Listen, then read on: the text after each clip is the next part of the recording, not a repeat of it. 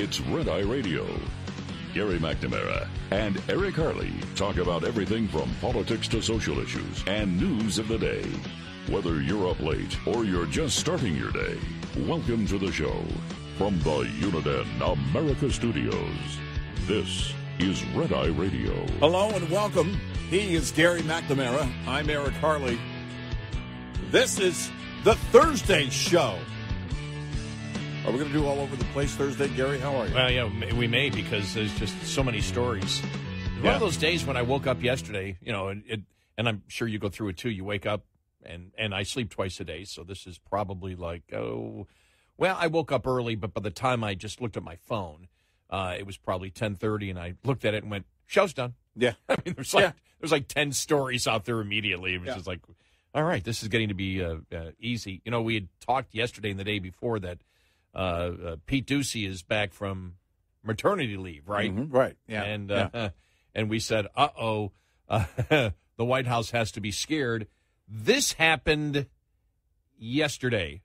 There's this testimony now where one of your son's former business associates is claiming that you were on speakerphone a lot with them talking business. Is that what? Never talk business in anybody. And I knew you'd have a lousy question. Well, why is that a lousy question? Because it's not true. And then he turns around and walks right away, just so you know, because that's why there's no follow-up afterwards. Biden turns around and you know, as we all know, that if you know you're innocent, that you've done nothing wrong, you stay there and you argue with him. You stay there all day. I would. Yes, absolutely. Absolutely. I wouldn't flinch. Right, because if the opposition, because what the opposition is saying is, you know, not only you've been involved in influence peddling, it's now leading to bribery. Right. And maybe money laundering. Yeah. And maybe espionage. Mm-hmm. If I'm innocent, I'm standing at the podium until everybody knows that I'm innocent. I don't walk away. I don't turn my back. And I've got to play this. This is Jake Tapper. You can just tell they don't know where to go. He's got Elizabeth Warren on with him, and this is just great because and Trump Republicans on the House Oversight Committee say that they have identified more than $20 million in payments from foreign sources to the Biden family, including Hunter Biden and their business associates. So far, we haven't seen any direct evidence pointing to Joe Biden, President Biden, doing anything illegal, and I don't necessarily know what's everything that's in this. But I do wonder on a broader level, the 30,000 foot view of this. People close to Joe Biden, or people close to Donald Trump, but I'm talking about Joe Biden, making tens of millions of dollars because of their closeness to him. All right, I want to make this clear. There is no evidence of that's the case with Trump. He threw that in, but there is no evidence. But this just to let you know where they are, because they're struggling with this big time. Here we go. That can't be something that you like. That can't be something that you're comfortable with as a phenomenon. Look, I always worry about the influence peddlers in Washington, regardless of party affiliation. One of the things, as you know, I've spent a lot of my time in Congress working on is how we bring just more ethics and more oversight in general to everything that we do in government. We've got a United States Supreme Court. There you go.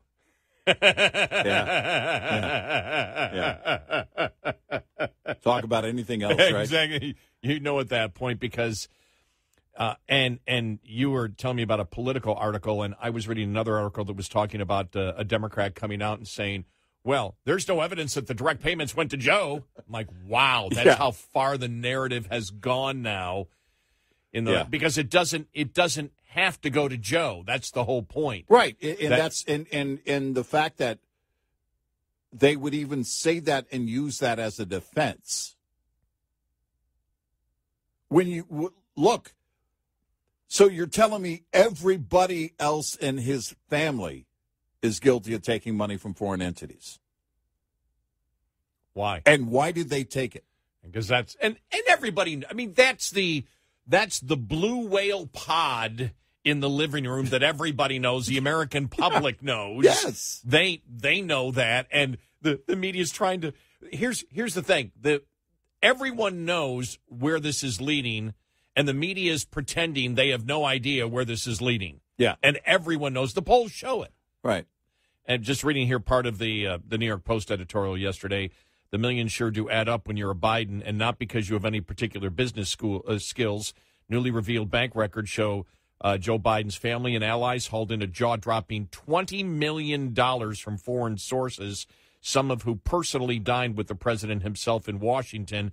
Documents released by the House Oversight Committee will also confirm that Hunter Biden raked in a cool $1 million a year from the Ukrainian gas company Burisma, starting when Dad, so coincidentally, took charge of the team's Ukrainian portfolio in 2014. It shows that a Kazakhstan businessman gave the first son $142,000 that year to buy a new car. Yeah. Yet another $3.5 million from a Russian billionaire and Moscow's former first lady, Yelena Baturina, went to an entity controlled by Hunter and his business partner, as Archer's congressional deposition last month detailed. Other records show funding went to 9 different members of the Biden clan.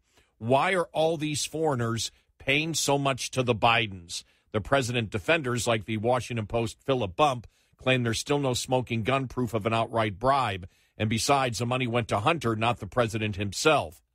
Please. Yeah. If these money bags were dumping millions on the family just for a dinner with Joe, an extremely doubtful suggestion, that in itself would be highly unethical. Public officials aren't supposed to sell their titles for personal gain or even the benefit of their relatives. Just imagine if the son of a sitting Republican vice president was getting a Porsche, tens of millions of dollars in cash, and even a pricey diamond, all for access to Dad, and no, not just an illusion of access. Democrats and their media backers would lose their mind. Instead, they want Americans to ignore all the Biden shady deals and millions in transfers simply because no actual recording has yet emerged of the president accepting cash in a secret envelope in some dark parking garage somewhere. During Joe Biden's vice presidency, Hunter Biden sold his father as the brand to reap millions from oligarchs in Kazakhstan, Russia, and Ukraine, Committee Chairman James Comer charged yesterday. It appears no real services were provided other than access to the Biden network, including Joe Biden himself. That access came in the form, at the very least, meals at a D.C. eatery and phone calls with the very oligarchs who ponied up the cash. Oh, and as Comer noted, Joe Biden clearly knew about his son's business dealings and allowed himself to be the brand sold to enrich the Biden family while vice president. Yet the president and his team have been lying about his involvement and what he knew for years. The Biden Justice Department has worked overtime to bury any legitimate probe. Congress should at least subpoena Hunter, who's at the heart of all the corruption and who'd face perjury charges if he lied in a sworn testimony, if not Joe himself, demanding the president's bank records could also shed light on the extent to which the president personally benefited. The ever-growing evidence so far is enough to warrant at least that much. And we know how it's changed in just the last 2 weeks. That's what we've talked about. Yeah. And, the media likes to live in the bubble of today, and it's like, well, no, we need to live in the bubble of the last couple of years. Yeah, well, it's interesting because now I go back to find that Politico tweet, which was the link to the article that they did on all of this, because I saw it primarily because our friend at over at Newsbusters, Kevin Tolber, responded to it, said, "You people are hacks." That was the whole tweet, and it was and what they were saying in the original tweet, and I say original because it's now been deleted. Oh, you're kidding? No, because I went to find it. I was like, why? I know I hit the like button on that. Why can't I find it in my likes? Well, they deleted it. Now, remember, it said, but there is no evidence of direct payment going to Joe Biden. Well, it doesn't have to be. Here's the replacement tweet. And again, with the link to the story. House Oversight Chair James Comer rolled out a new memo detailing foreign payments to Biden family members as a part of a sprawling investigation. That's the replacement tweet. They got their butts handed to them. Someone came in and said, "Are you kidding me?" Because here's what they responded. They put a comment in their own, section on the replacement tweet. For the record, this replaces a deleted tweet that contained incorrect information about payments detailed in the memo. Wow. We've been asking this question. Wow. About where the liberal media goes with this as more surfaces. What do you do with it? Do you just completely ignore it? Well, if you're going to go in defense mode and say, well, yeah, but there's no evidence of a payment to, and Jake Tapper letting Elizabeth Warren just go, yeah, but the Supreme Court. You run away. Yeah, you have to run away because from there's no way to address it. There's no way to defend it. Because as you've been saying from the beginning, number one, it's not about Hunter. And number two, the payment, you don't have to show payment went directly to Joe Biden. No, did his family, did anyone close to him receive money in exchange for favors, any actions for any foreign entities? Yes or no? That's the question. And now they can't defend it. With this memo that coming out from Comer on Wednesday, even Politico had to take. That's not just backtracking. You had to jump off the defense boat. You had to get off that wagon completely. I think that's it right there. That the fact is, they felt that things are so bad because normally they would just keep that up there, and what would they care? They know that Republicans. There had to be something inside that said, look, we can't do this anymore. Right. It's very obvious that we look like we completely don't know what we're doing. We don't even know what we're writing in our own articles when we tweet something like that. We clearly haven't read the memo. That was more than just a typo. That was completely off base. It was incorrect, and as they said in their reply to the replacement tweet. They said, for the record, this replaces a deleted tweet that contained incorrect information about payments detailed in the memo. Now, that didn't work in favor of Biden because if they had to correct it and that correction worked in favor of Biden, they would have gone through an entire thread explaining that. We discovered that not only is the memo blah, blah, blah, blah, blah, blah, but it shows that Biden did not even blah, blah, blah, blah, blah. You would see the entire thread play out that way. Instead, the replacement post there at X, formerly known as Twitter, was very tame. It could have come from Newsmax or Fox News. Again, I'll read it, and it's the tweet that has the link to the story. House Oversight Chair James Comer rolled out a new memo detailing foreign payments to Biden family members as a part of a sprawling investigation. That was a direct tweet to, all right, just write the story as to what the memo is claiming. Right. No, you're right. And step back from defending Joe Biden. Right. That was actually how journalism should be. Here's the memo from Comer. Right. This is the allegation, and this is the evidence from bank records that have been provided by James Comer. Because nobody can come out and say, well, the bank records are false. Right. And you and I have said this all along, and for a long time. The problem for this is, and you compare it to the whole Russia collusion hoax with Trump, and you and I covered that every single day. You and I remember. I mean, probably it's one of the moments. I think of the top 20 moments in my talk radio career, and that was one I remember when we came in on January 2nd of 2017. And looked at each other and on the air said, "What's this whole thing that Trump colluded with the Russians?" Right. And that was the beginning, of it all. And we started questioning, where's the evidence? Where's the evidence? There's these allegations, but there's no evidence. okay, there's this dossier. Who put together this dossier? What is this dossier? Right. And remember, we went through everything. And remember, the whole thing, and this sort of gets lost in it. Remember, the dossier was completely false. Who was one of them that was passing it on? Remember the late John McCain? Oh, yeah. Mm-hmm. Remember that? Yep. And so, that was you even had Republicans or, McCain, who, was not a fan of Trump, who was, on board with this too. Right. And it was completely false, completely made up by the Hillary campaign in order to set up Trump. And so we went through it constantly and said, where is the evidence? And there was always the allegations there. And then the dossier came and we said, well, who put together the dossier? Right.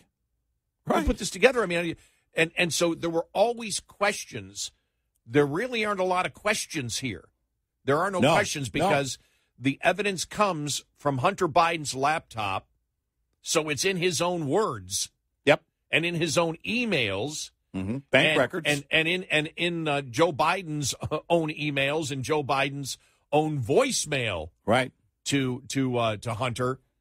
And then you have the whistleblowers. Mm-hmm. And then you have the bank records. Yeah. None of these are allegations by Republicans that you have to search for the evidence anywhere. Right. Because when they make the allegation, they present the evidence that nobody is disputing. That's the problem that Joe Biden can't overcome. Exactly. We'll talk more. We'll talk more. No, we're going to shut up the rest of the show. It's going to be silence between now and 5 a.m. 866-90 Red Eye.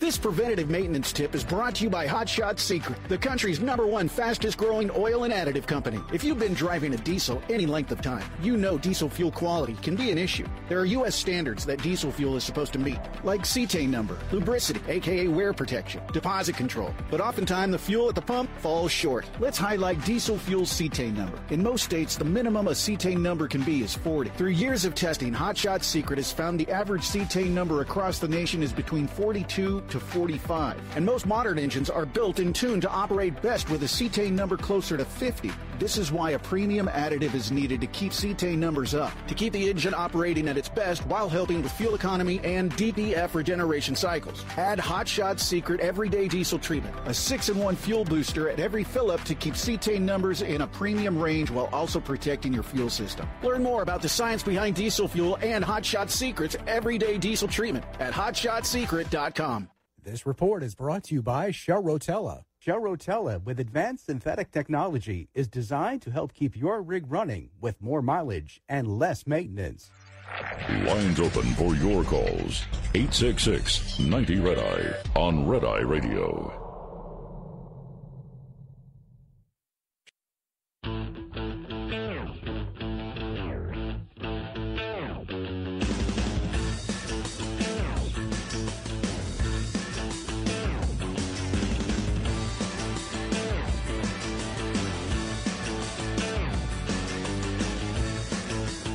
It's Red Eye Radio. He's Eric Carly, and I'm Gary McNamara. More on what Comer came out with yesterday and what a lifelong Democrat thinks about it.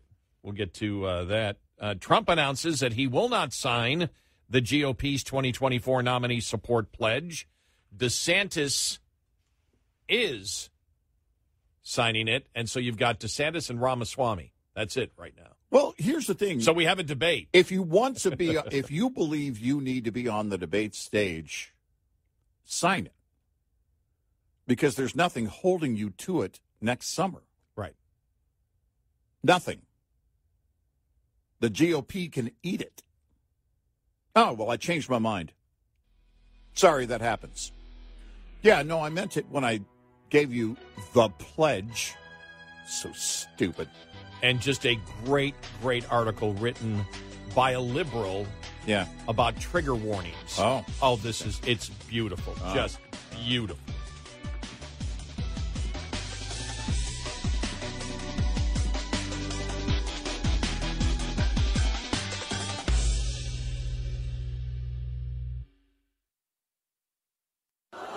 The IRS, the world's most aggressive collection agency. They can seize your property, bank account, and garnish your wages. They cause sleepless nights for millions of Americans. Don't be one of them. If you owe $10,000 or more to the IRS or state, get protected today. Call 800-312-9970. Coast One Tax Group, protecting your bank, home, and your sleep since 2008. With hundreds of 5-star reviews and an A+ on the Better Business Bureau. Call Coast One Tax Group, 800-312-9970.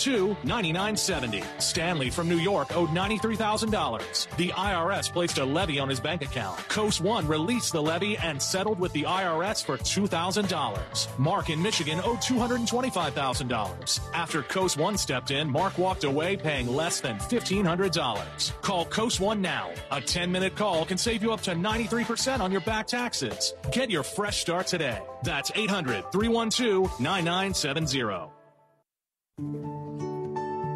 1 in 4 Americans today are living with a disability. I'm one of them. I care deeply about creating a world we can all fully participate in, free from stigma, misperceptions, and barriers. And we've got a trusted ally on our side, an organization we can rely on, Easter Seals. Rooted in communities nationwide, Easter Seals helps empower millions of people, regardless of age or disability, through its life-changing services and powerful advocacy. Today and every day, Easter Seals is leading the way to full equity, inclusion, and access to health care, employment, and education for people with disabilities, families, and communities. That's my Easter Seals. Make it yours. Learn more and get involved at easterseals.com.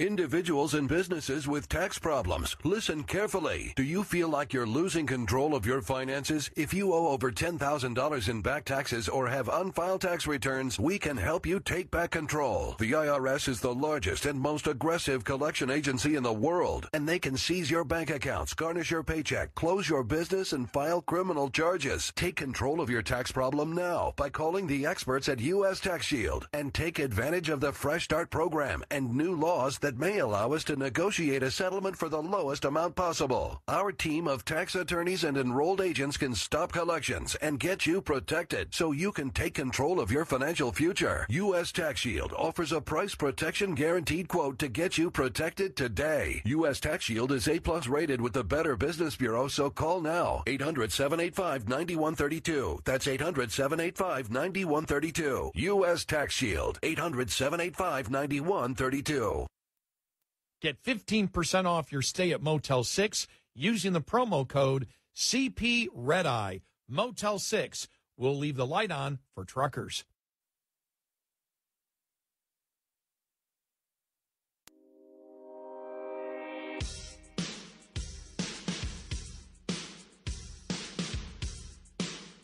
The fourth branch of government. Eric Harley and Gary McNamara on Red Eye Radio. It's Red Eye Radio. He's Eric Harley, and I'm Gary McNamara. Good morning. I'm laughing as we promised we would let you know what a Democrat thinks. Of course, we're talking about Jonathan Turley, the constitutional law professor, who if you just read him, he really doesn't buy into the partisanship. He is somebody who still follows the law. Yeah, he's a law guy, not a partisan guy, even though he has said he's a lifelong Democrat. Mm-hmm. And the column that he wrote yesterday, Joe Biden absolutely benefited from Hunter's foreign business. Now, the first line is the one that got to me. Are you ready? All right. This week, Joe Biden responded to calls for greater access to the media with a blockbuster interview with the Weather Channel. Blockbuster. By the way, it was sarcasm. Yeah. Don't touch the person interviewing you. Did you see that? Yeah. Stephanie Abrams had some kind of, I don't know what it was. It didn't matter. Joe just couldn't help himself. The interview immediately prompted critics to speculate that the president wanted to continue to talk about the weather The same claim made after the disclosure of his participation in various dinners with his son's foreign associates. Oh, my gosh. I love it. I love it. I'm interested in the weather. I talked to all of Hunter's. See, that's why I'm doing an interview with the Weather Channel. Right. As the number of these dinners, meetings, and outings increase, Joe Biden appears to have covered more meteorological subjects than Al Roker. The problem is that conditions are worsening in Washington. This week, House Oversight Committee Chairman James Comer released a third report on the ongoing investigations into the Biden corruption scandal. The latest bank records indicate the Biden family has received more than $20 million. Some of the money provided Hunter Biden with extravagant toys. On April 22nd, 2014, Kazakh oligarch wired $142,000 to the Rosemont Seneca bank account. That account then shows the exact same amount being wired to a New Jersey car dealership for a Fisker sports car for Hunter. Finding the Fisker unsuitable, Hunter traded it in for a Porsche. Notably, these payments often coincide with dinners and meetings with Joe Biden. Russian oligarch Yelena Baturina, the widow of the ex-Moscow mayor, wired $3.5 million to Rosemont Seneca Thornton on February 14th, 2014. She later attended a dinner with Joe and Hunter Biden at the Washington, D.C. hotspot Cafe Milano. For weeks, Joe Biden's prior claims have been collapsing as his allies in the media and Congress struggle for an alternative spin on these new disclosures. The president's denials of any knowledge of his son's foreign dealings has finally been exposed as a lie. Even the Washington Post has acknowledged Biden lied when he insisted that Hunter never made any money in China. It was always a bold-faced falsehood and a confusing claim from a man who insisted that he had no knowledge of his son's foreign dealings. How would you know if he didn't make any money from China? But the testimony of Associate Devin Archer and new bank records forced the paper and others to recognize this falsehood. There is also the confirmation that Biden's long denials that he attended key dinners with Hunter's business associates were also false. Most notably, the media are grudgingly admitting that Hunter was openly selling influence peddling, and access to his father was part of what Archer called selling the brand. The final line of defense, as we have stated, we said that just the other day, the final line of defense is now that Hunter Biden was selling access to Joe Biden, but it was an illusion. The reason they claim is that there's no direct evidence. There's no evidence of direct payments to Joe and Jill Biden.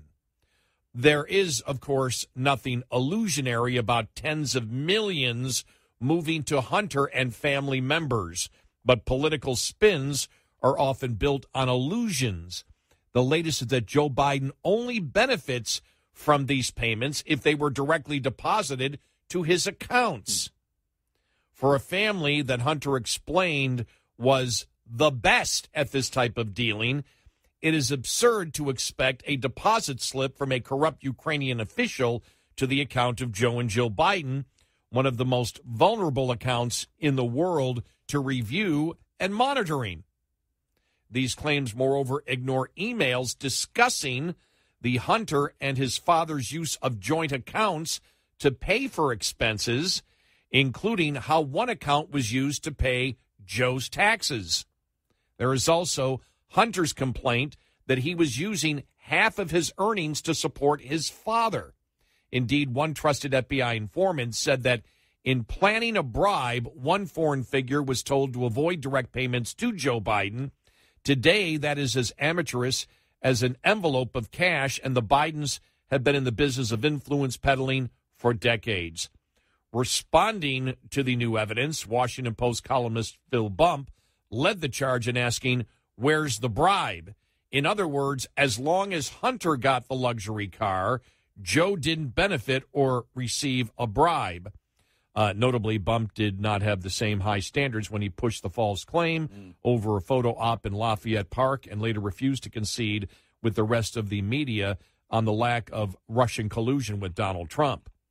Not even millions to Biden's children and grandchildren seemed to satisfy Bump as an inducement for the then vice president. Yet the greatest illusion is the claim that Joe Biden would only be motivated by a direct payment to one of his accounts. Biden clearly benefited from millions going to the Biden family fund. Even grandchildren received some of the transfers funneled through a labyrinth of accounts. Joe Biden is 80 years old. Despite holding only government jobs in his career, he is worth an estimated $8 million. Forbes reported he earned $17.3 million over the 4 years he was out of office. He will never spend his fortune. Any additional money would have to be passed on to his descendants. For most wealthy people in their final years, the challenge is not raising more money, but getting that money to your children without heavy taxes or delays. The money was going to his BFF. That is a benefit and probably of greater value to a man of Joe Biden's age and wealth. None of this has stopped politicians, press, and pundits from insisting that absent a direct payment to the president account, there is no corruption or crime. After all, $20 million going to the president's family is like complaining about the weather in Washington. Yeah, it's, but the thing is that the media can only, and the left can only, we saw it with Politico. When the more of these big pieces of evidence reach the surface, the more you're really helpless to do anything but either stand back and ignore it or to report it for what it is and look at it for what it is. Elizabeth Warren on with Jake Tapper didn't say, Joe Biden is innocent and we need to stop this. Nope. She said, the Supreme Court, I mean, it was lame. I know. But think about who she's been politically. When has she ever been afraid to be an attack dog? Never. Never. Yeah. Except when you're talking about this massive, heaping, steaming pile of evidence that grows by the second against Joe Biden and his family. You can't, the left, well, I mean, that's inevitably going to be their next play, right? Well, there's corruption everywhere. Corrupt. They're all corrupt. Everybody knows they're corrupt. But is he doing a good job? I mean, no, that will be the next, as Turley said, well, the final position is Hunter did Joe didn't, there was nothing deposited to his direct account. There's no evidence of that, as of yet. And that's going so far because just 2.5 weeks ago, it was Biden knew nothing about his son's business activities at all, had never discussed it at any time, was not at dinners, all this stuff. And we all knew that was a lie. And said that for well over 2 years. Yeah. And we knew that was a lie. Yeah. We've known, and the media's known that's been a lie for the longest time because of what? Hunter's laptop. Right. You don't hear that anymore either. You don't hear anybody saying Hunter's laptop got hacked by the Russians and the Russians put in all that stuff. Well, I was waiting to hear, well, it could be another Hunter Biden. I really was. Okay, yeah, it belonged to a Hunter Biden. We don't know if it's the Hunter Biden. I haven't seen any clips from The View. Maybe Kevin Tober's seen that on The View because I'm not watching it. I'm not about to do that job. But maybe somebody on The View tried that somewhere along the way. We need to discuss the letter B. Yeah, the president took bribes, but Bidenomics is working. Yeah, exactly. Let's look at the important stuff. Bidenomics. Well, the problem that the media is having now, and even the Democrats, is, they played cover for all this influence peddling. Oh, yeah. Yeah. You know, they're the ones that have continued to ignore it and cover, even right now, to the point where, well, it doesn't matter. You know, it's not a bribe.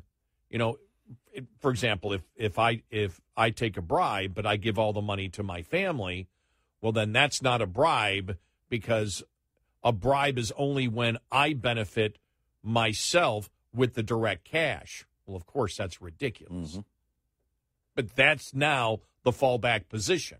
Right.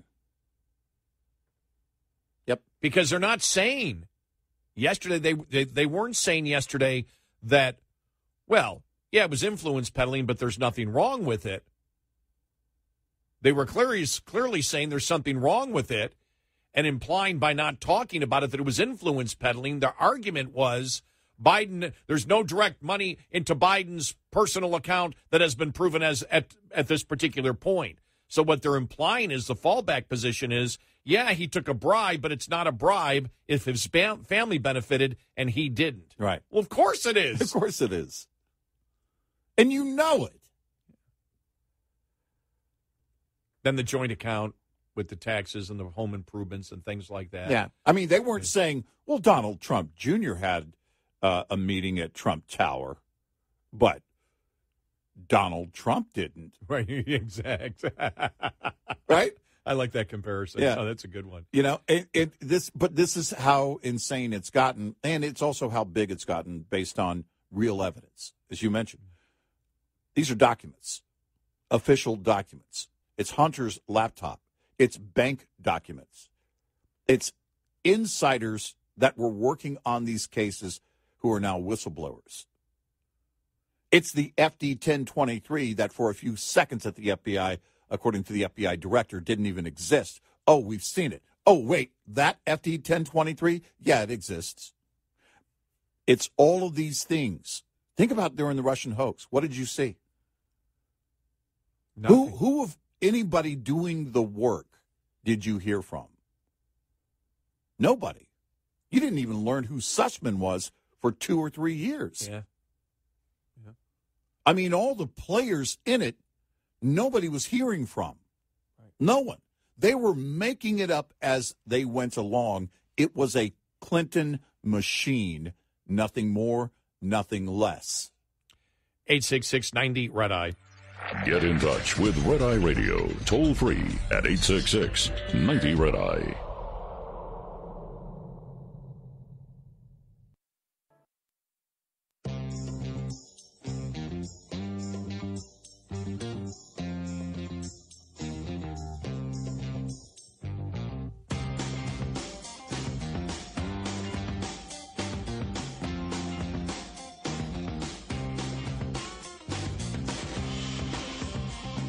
Red Eye Radio, he's Eric Carly, and I'm Gary McNamara. Just looking at this headline here, Bernie Sanders funneled $200,000 in campaign cash to wife and stepson's nonprofit institute, which appears to do very little work and pay 6 figures worth of compensation to her son, Fox News Digital has found. That almost sounds like the definition of greed. I'd say so. We'll get to that story coming up. I just, all right. We're always very sensitive and on the lookout for any signs of greed from a politician. Yeah. Yeah, exactly.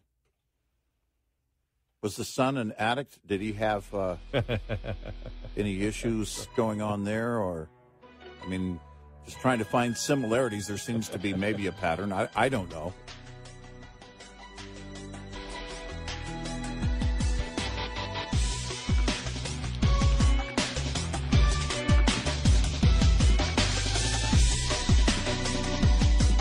Top of the Hour News is brought to you by House Products.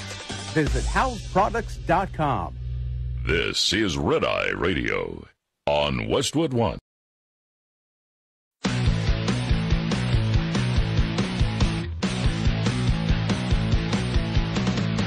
Now, it's Red Eye Radio. Gary McNamara and Eric Harley talk about everything from politics to social issues and news of the day. Whether you're up late or you're just starting your day, welcome to the show. From the Uniden America Studios, this is Red Eye Radio. All across America and around the planet, we are Red Eye Radio. He is Eric Harley, and I'm Gary McNamara. Good morning. Download our Red Eye Radio app today. Listen when and where you want if you can't listen live overnight. All right. This thing here that I'm going to bring up has nothing to do with anything really current event-wise, but when I saw it, Real Clear Politics had this op-ed piece by a woman by the name of, she writes for The Atlantic, Jill Filipovic. And this is, when I read it, I just burst out laughing, saying to myself, this is where liberalism takes you. And she actually has a column that says, I was wrong about trigger warnings. And she talks about how she worked for a feminist publication back in 2008 when she started getting feedback, that, she should have trigger warnings. Yeah. Right. And she said commentators began requesting warnings at the top of posts discussing distressing topics, most commonly sexual assault. And she said, back then I was convinced that such warnings were sometimes necessary to convey the seriousness of the topics at hand. Even so, I chafed at the demands to add ever more trigger warnings, especially when the headline made clear what the post was about. But warnings were becoming the norm in online feminist spaces, and 4 words at the top of a post, trigger warning sexual assault, seemed like an easy accommodation to make for the sake of our community's well-being. We thought we were making the world just a little bit better. It didn't occur to me until much later that we might have been part of the problem. The warnings quickly multiplied. When I wrote a piece that a piece of conservative legislation was so awful that it made me want to throw up, one reader asked for an eating disorder trigger warning.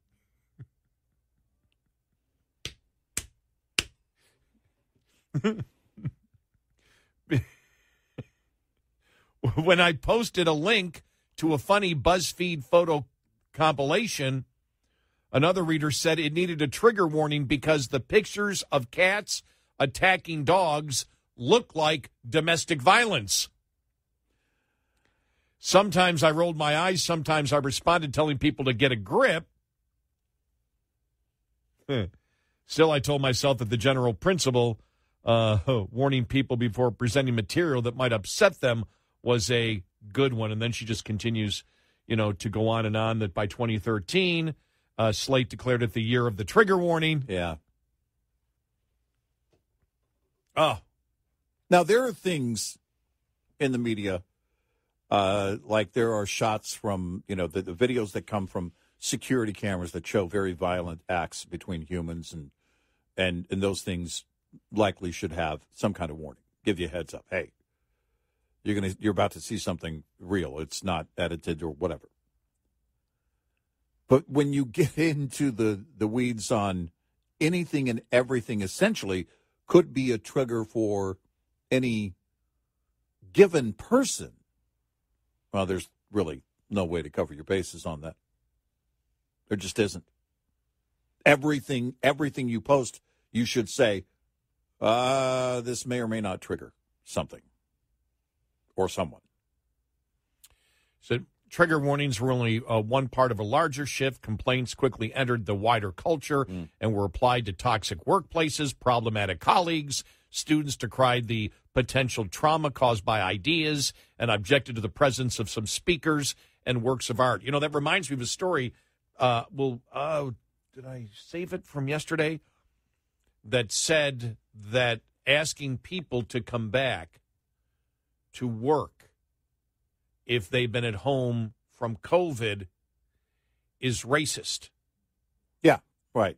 We kind of heard this a year or so ago, but it's resurfacing. Yeah. And it's racist. Why? Because if you come back to work, racism could happen to you. It might not, but the possibility of dealing with other human beings. This is a different approach on right. the same thing. This is they've advanced the approach that there may be no racism in anything at work, but there is always a possibility if you're dealing with people of more racism, therefore asking people to come back to. So I thought that was an interesting trigger warning. There may be racism because when people get together, and they communicate with each other, a racist thought is a possibility that could come out of it all. Well, okay. So what would be the remedy here? Think about the possible remedy. No communication between anybody of different races. So what you would want to do is separate people by their skin color. Yes, everything should be separated. Segregation in the workplace. Yes, complete segregation in the workplace and all of society. Which isn't racist at all, right? Right, and all of society. That would be the solution to the possibility of racism happening, is to make, if you want to get rid of racism, have a racist society. Exactly. And that's where the insanity comes in with the left. You and I are just trying to keep up with the rule book, of how things are supposed to work. I don't know. I don't know. I can't tell you. Did you hear we don't write the rules. I think, did we talk about it off the air yesterday, that teacher the ex-teacher in Mesquite, Texas, that was fired? She was fired. Oh, yeah. It was off the air. I don't think we talked about it on the air. Yeah, she was fired.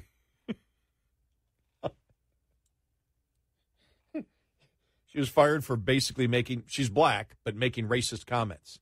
Like her sister or brother or whatever was dating somebody who's white. And she actually said, I like being a racist. It's like absolutely blunt. Well, she owned it. I know. I actually said she's owning it. I enjoy being a racist, I think was the comment. Well, you don't have to. I guess you don't. There's nothing else to talk about there, right? When you say, oh, yeah, I'm a racist and I'm proud of it, I don't know where the discussion goes after that. No, you sort of, there is nothing to discuss anymore, is there? No, there isn't. Here it is. Teacher loses job after complaining sister was dating white man. She said, quote, I enjoy being a racist. A Texas elementary school teacher is out of a job after she posted racist statements on social media that included complaints about her sister dating a white man. According to the school system and reports, the Mesquite Independent School District said in a statement on Tuesday the teacher, who is black, was no longer with the school after officials became aware of the alarming racist posts. She wrote on X, formerly known as Twitter. As of this morning, the employee is no longer part of the Mesquite ISD organization and is not eligible for rehire, the school system said in a statement, adding officials can't say more because it is a personnel matter. Nevertheless, the highly offensive statements posted to her X account, I'm never going to get used to saying X. Do not reflect the values and standards of Mesquite ISD, and the district condemns them in the strongest terms. A teacher wrote that she was upset with her sister dating a white man and joked that she asked her boyfriend to kill him, according to posts reviewed by the Dallas Morning News. She reportedly wrote in one post, I enjoy being a racist. Well, I'm never changing. Oh, okay. Well, I mean, I don't know if, I thought about that. I feel that I'm superior to everyone else. Yeah, all right. But not necessarily because of my race. No. I'm just superior because of, I'm superior in my autonomous way. Because of your age. Because that's ageist. Damn right it is.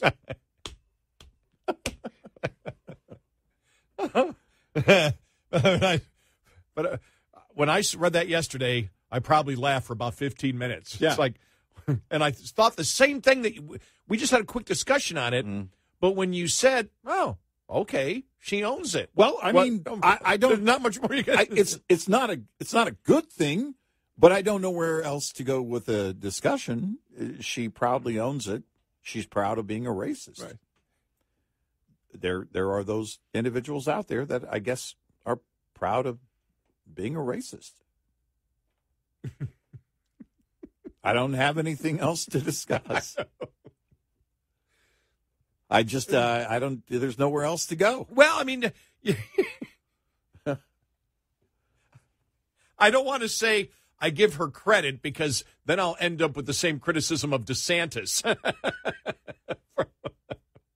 The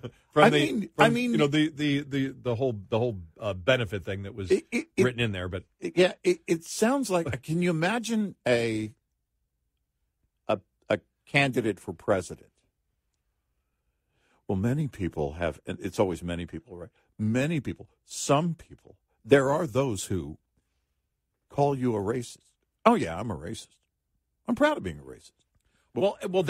Explain that. Right. That's the point I was trying to make. Yeah. Is that she's not doing the BS that you're getting from the left. Right. We're now anti-racism is racism, and racism is anti-racism. She's not playing into that game. She's saying, "Hey, I'm a racist." Right. I like being a racist. She says. I'm a racist, and I like being a racist. She's not throwing in. She's not throwing in a lot of BS. Now, I don't want to give her credit for that because she is a racist. And how do I know? Because she says she's a racist, and she's happy being a racist. Yeah, there's nothing else. There's not a debate. It's not an accusation. She self-identifies as a racist. She self-identifies. I identify as a racist. Nowhere else to go. And there's part of me that goes, what's in her mind? Well, what do I really enjoy in life? A beautiful sunset. Oh, yeah, a beautiful sunset. Oh, a fine wine. Watching my favorite sports on TV. Maybe golfing. And something else? I really enjoy the belief that I am superior to everyone else because of my genetics. Well, because I guess I would have some questions, just curiosity. What do you do for fun? How do you take that if you like, and she says it, I like being a racist. Right. What do you do on the weekends? What? Oh. I mean, is she selling stuff on Etsy? And I have. And if so, what kind of stuff would that be? Well, I mean, I don't want to use any term that would spin this in a positive way. But it's not a positive. When the left is BSing, where they are the ones that believe in identity politics. Yeah. And they have changed the term so that they can be racist, and they call it anti-racism because they're BSing you. Here's a woman that comes out, and she's an honest racist because we've been dealing with dishonest racists. Yeah. They say they're not. They say they're the opposite of what they actually are. Here it is. Not only am I a racist, she says, I enjoy being a racist, and I'm never changing. Well, I just wonder how their Christmas will be if the sister brings over her white boyfriend. Right. They probably aren't going to be spending holidays together. Or you show up just to listen. You go there. I'd want a show. I'd want to be there. I'd like to learn more. Give me a link to your Etsy page, maybe. I mean, yeah. What are some... You probably wear a few T-shirts on the weekend. What do those T-shirts say? I'm just curious. I mean, it's not a good thing, but someone who does not back down from it and owns it and admits it and says, in fact, they like it. Yeah. I'm not troubled by it. I have my bias, because you've heard that in the past. I've had my biases, and yes, it's wrong, and I'm trying to improve my... Like, no, I love... This is great. I love being a racist. I'm never changing. What you remember when Dennis Leary did the thing on smoking? I love smoking. Yeah. Man, I love smoking. Smoke. And everybody was just laughing because it's kind of ludicrous because, I mean, certainly we knew by then it's really horrible for you, but he didn't care. He loved it. Well, this is really horrible to have this mindset. But she's saying she likes it, and that's the curious part to me. I know. You get enjoyment from it. Wow, okay. So I guess the question is, what is worse for our society? Yeah. A dishonest racist or an honest racist? You and I like to know how people think. Yeah, that's true. I mean, but you do anyway. I mean, it's like it was easy to pick out identity if they're politics going as to being exist, racist. Right. Then I don't want them hiding it. Yeah. Wow. 866-90-RED-EYE. Leased owner-operators should be aware of 4 common revenue myths, lest you fall into the trap of mistaking revenue for profit. Myth 1, concentrate on increasing revenue because costs will take care of themselves. This is not true, as costs are fundamental to the profit equation and the area where owners exert the most control to improve. Myth 2, more revenue per mile is the answer to all problems. Though carrier pay packages differ in structure, revenue per mile really doesn't change much from company to company, but there can be a big difference in miles, overall gross revenue, reimbursements, and fees. Myth 3, all you have to do to be successful is run a lot of miles.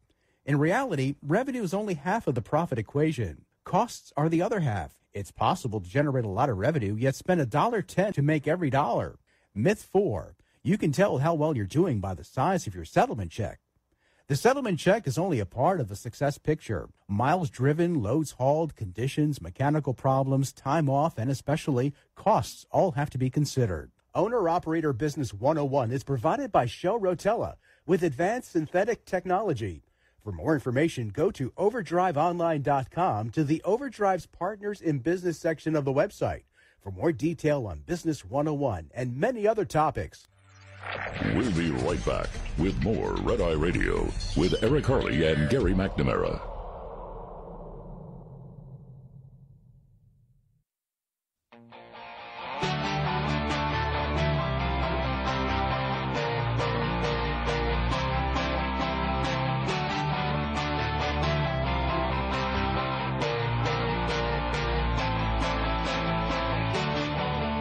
It's Red Eye Radio. He is Eric Harley, and I'm Gary McNamara. Coming up following the bottom of the hour, I want to get, you were just telling me about that story about S&P. Yeah. And we'll get to that, about how they are going to be judging companies now. Right. And they're dropping something. Right. ESG. Yeah. That's not what it's want not to omit from your Chinese. Or preservative of any kind, no. Right. No, it's an insane policy that has no place in business, frankly. Environmental social governance is what it stands for. And basically what it means is you are a woke company or a woke investment firm. Right. With everything that comes with wokeness, you would include in there. It's purely a political agenda. Yep. We'll get to that coming up.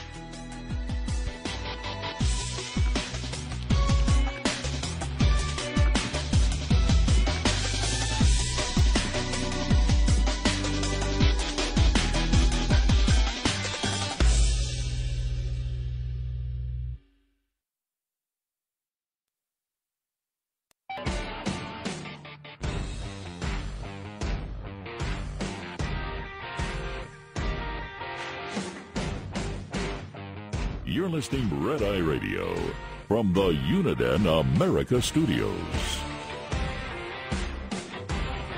And he's Eric Harley, and I'm Gary McNamara. Good morning. Download our Red Eye Radio app today. Listen when and where you want if you can't listen live overnight. All right, so one note about that teacher from, ex-teacher from Mesquite, Texas, who said basically was fired for her social media post where she said, I enjoy being a racist, and made it clear she was upset that her sister was dating a white man. She had taught there for like 3 years. Wow, it makes you wonder what was said or done based on how she thinks. I know. There have to be some concerned parents out there. I would think so. So that other story you were telling me about, that no longer will S&P Global will no longer publish ESG scores. Yeah, they're not going to hand out scores to corporate borrowers on ESG criteria. And a lot of, by the way, this is happening a lot on Wall Street. They're going, well, wait a minute. Where's the pushback? Well, the pushback is that you're gonna start having like these companies that want to engage in ESG type policy and implement that into their overall mission statement as a company. You have a lot of people saying, I don't want to be a part of that as a customer. Yeah, remember, what that basically means is you're far left. Yes. You're promoting far left causes. When you actually political virtue signaling at its highest in terms of business. But S&P Global has stopped handing out this from Financial Times. S&P Global has stopped handing out scores to corporate borrowers on ESG criteria at a time of rising questions about their utility and political attacks on such metrics. The debt rating agency has since 2021 published scores from 1 to 5 for a company's exposure to each element of environmental, social, and governance risks. Payments company Visa, for example, had received a 2 for E, environmental, and S, social, and a 3 for G, governance. First Energy, an Ohio utility that has been charged with corruption, received a 4 score for G. See, this is what you get into, right? S&P's, well, now that is, by the way, a 4 score is their second lowest grade, so it works backwards. Right. So the U-turn, you guys are crushing it. The U-turn puts S&P at odds with debt rating rival Moody's, which still, I really have a problem with their name. They wake up every morning going, no, just leave me alone, which still rates ESG criteria on a 1 to 5 scale. S&P is influential, blah, blah, blah, blah, blah. They are, S&P Global is the parent company. Standard & Poor, the stock market, and all of that. When you look at where companies are, there has been virtue signaling going on through companies. We care about the environment. We're only using recyclable material, and that happens all the time. But the consumer can choose, right? We get to vote with our dollar. Hey, I like that about this company. I'm gonna buy that product instead, even if it costs me $1 more or whatever. But we vote with our dollar. But that's what's happening here too. Is that the exposure comes in and, well, wait a minute. Hold on a second. If you see a risk, it's a risk on the fundamentals, is it not? Right, yes. If you're assessing risk, yes. If you're handing out rating scores, then you're doing that based on the fundamentals, or you're not doing it at all. My credit, to do it personally, my credit worthiness and my credit rating is not based on the fact that I'm a conservative talk show host. Right. Now, because of my fiscal conservative principles, because of what I believe in not having a lot of debt and paying bills on time, that some may view as conservative. I'm not asking for anybody to pay off my debt. If somebody was, if I was saying that, a credit rating agency could say, well, why do you want somebody else to pay off your entire debt? That may count against you. But it's simply this. It's based on how I've used credit. It's your behavior. It's my behavior. That's it. You can say a lot of things, but unless you back it up with behavior, it doesn't mean anything. And that's what it comes down to, is that if a company is to adopt any of these policies, we'll go with environmental. Well, there's an EV bus company that's filed for bankruptcy in recent days. And why is that? They can't make a profit. Well, environmentally, though, they should be killing it. Man, they get the top score, right? Well, but the problem is that you and also, let's say there's a factory, a manufacturing plant of something. They make widgets, and they're billowing black smoke into the air, tons of pollution. They're known for this. They're pouring chemicals into water. They're about to make a movie about it. It's so bad. Well, of course, you would look at that and say, well, they're a horrible steward of their community, and they're about to go under because lawmakers are going to come in, regulators are going to come in, locals are going to come in, everybody is going to shut them down because they're not doing things properly. And that's what it comes down to. When you look at what ESG is, it really is this virtue signaling showcase that you could take, I don't know if these companies wanted to take around their ESG scores from S&P and show them off. Put them in. Do you do that? Is there a parade? I don't know how it works. But the fact of the matter is that the fundamentals do mean something, and it does include certain things. You've got to, if you're going to sell your goods, you got to have a great product or service. You're going to have to make sure that if you're a publicly traded company, by law, your books are pretty much going to be open. But you're going to have transparency. You're going to have to do the right things. You can't, in 2023, you can't run a business, and expect not to be judged on many different levels. What was, we talk about mission creep.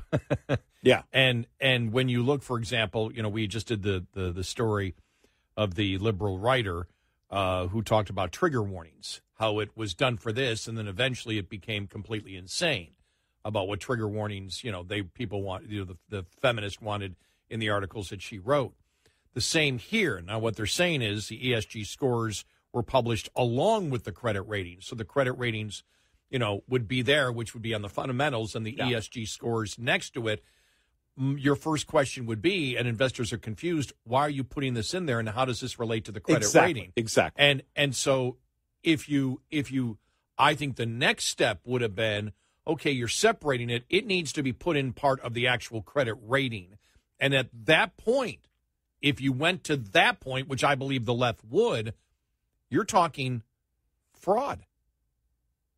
Yes, because you're signaling something that makes it look attractive.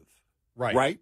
It makes it look attractive, but it isn't necessarily attractive. Right. And I don't think the credit rating agency should be involved in that. If a company wishes to be woke, they can sit there and say, okay, here are our fundamentals. The company themselves can promote, look, we're this, right? We're Bud Light, and here's what we believe. And then you deal with the consequences from the public. But the credit rating agencies should have nothing to do with that, because that's what I view it as. Well, wait a minute, and like we've talked about so many things like, what will change the mutilation of children. Right. In the whole radical transgender movement, lawsuits. And the same thing here. I think they looked at this and the pressure's on. Well, you're separating the two. Right. And ESG should be part. Don't make it separate from the credit rating. I can guarantee the pressure was on, no, ESG needs to be implemented within the credit rating. The credit rating should include it. It shouldn't be separate. Well, at that point, that's fraudulent. Well, that's I mean, it. Wouldn't the SEC be all over that? Well, or shouldn't they be all over it? Here's what S&P actually said, and here's a quote. Quote, we have determined that the dedicated analytical narrative paragraphs in our credit ratings reports are most effective at providing details and transparency on ESG credit factors material to our ratings analysis. And so, well, I think what they're trying to say is kind of what I was saying. Look, we may come up and say, if they're not playing the whole environmental game, this could be bad for them. Well, if they're breaking the environmental law, that could... That, yes, right. But I mean on the agenda part of it. And you could say, governance. Okay, yeah, no, if they're cooking the books or suspected of engaging in fraud, that's going to put them at great risk. They're risky investment, and their credit rating is going to be affected by that kind of behavior. But if you're going to just again score this as something that looks attractive, but doesn't really spell out fundamentally why it is attractive, then you're doing a disservice. It's fraudulent. Yeah, right. And that's where they'd want to get eventually. Mm-hmm. You don't want to separate them. You want them together. You want that to be part of the credit score. Right. And at that point, complete confusion comes in.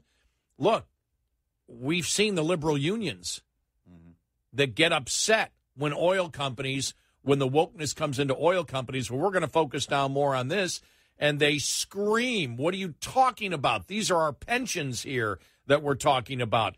You should be worried about giving us a return on our investment. Yeah.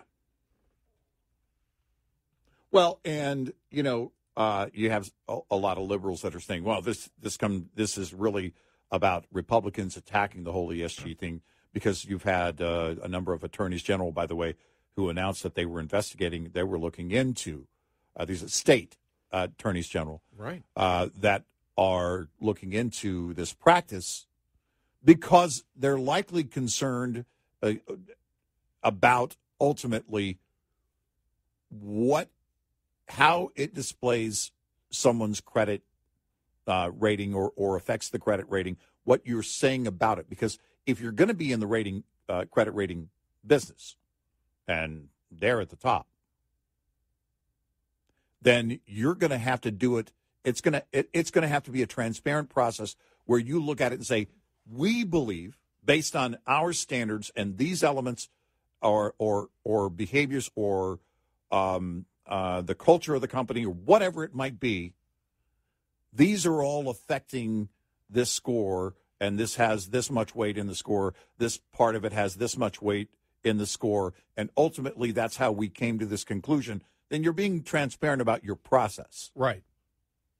The concern is because of the investor confusion, which is why they changed, is because the investor believes there is not transparency coming from the credit rating service. Right. They're not getting full transparency. Right. That's why it's changing. Right. Because, again, it doesn't really tell you about the fundamentals of a company. 866-90 Red Eye. We'll be right back with more Red Eye Radio with Eric Harley and Gary McNamara.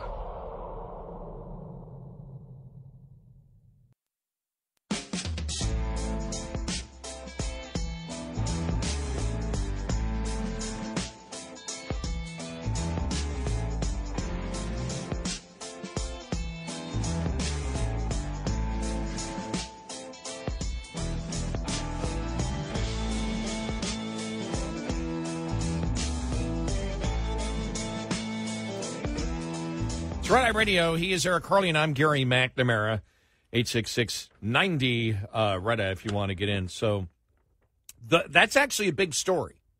Yeah, because I think it starts to separate. You know, if you wanted to have a separate ESG ratings company, that's one thing. But when you talk about a credit ratings company, organization, then you're going to have to spell out, the fundamentals of any company and why you've assigned that credit rating to that company. And it may be things that are environmental or whatever, that where you say, this puts them at risk for this, but you need to spell that out. Right.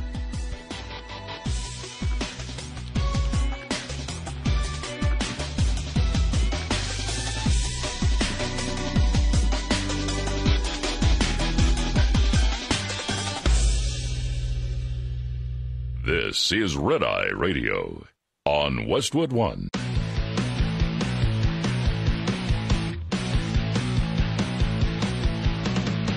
Now, it's Red Eye Radio.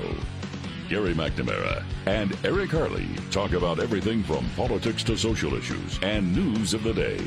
Whether you're up late or you're just starting your day, welcome to the show. From the Uniden America Studios, this is Red Eye Radio.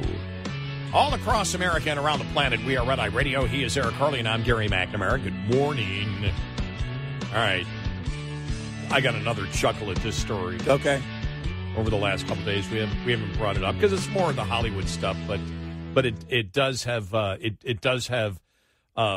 this story overall has had moments of extreme wokeness, and it's the story that the singer Lizzo is facing new allegations from at least 6 more accusers amid harassment lawsuit. And the one thing where I nearly spit up my coffee the other day, where it said Lizzo fat-shamed her dancers. How dare you? That's like me attempting to ugly shame someone else. Yeah. Or age shame. Or age shame. I don't even know what that would be. You should be younger.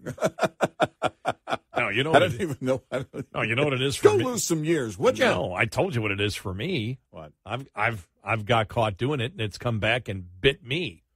Yeah. Be on the golf course, and I'm like, playing with a couple people. I'm like, I wish these old codgers would move faster. Yeah. Come on, No, I did that to myself the other day. And well, then they start talking, and I find out they're like 10 years younger than I am.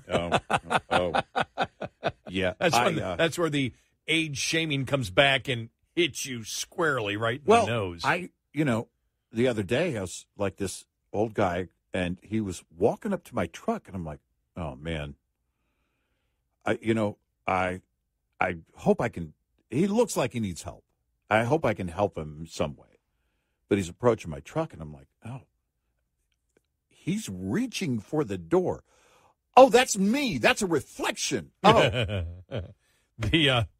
never mind. What I find interesting is really it was, and it's really just been something in the last really year where it's really came to the forefront. Where Lizzo, who is an extremely large person, let's be very blunt. Yes. She's extremely, extremely large and wears very scantily clad outfits. Yeah. And she's one of those people that says, I wear a size 3. Yeah. Which technically she does. Yeah, technically she does. I don't know why, but I'm thinking of Al Bundy in the shoe store right now. And the effort on the left to promote the fact that she doing so is the most gorgeous thing that you could possibly imagine. Yeah. And so the left has embraced the daylights out of her. And I was reading John Nolte's column in Breitbart where he talks about the Daily Beast. He goes, this week's Daily Beast headline, Lizzo was never as progressive as we wanted her to be. It's like, oh, okay. We wanted her to be? What do you mean, wanted her to be? You mean how you were portraying her?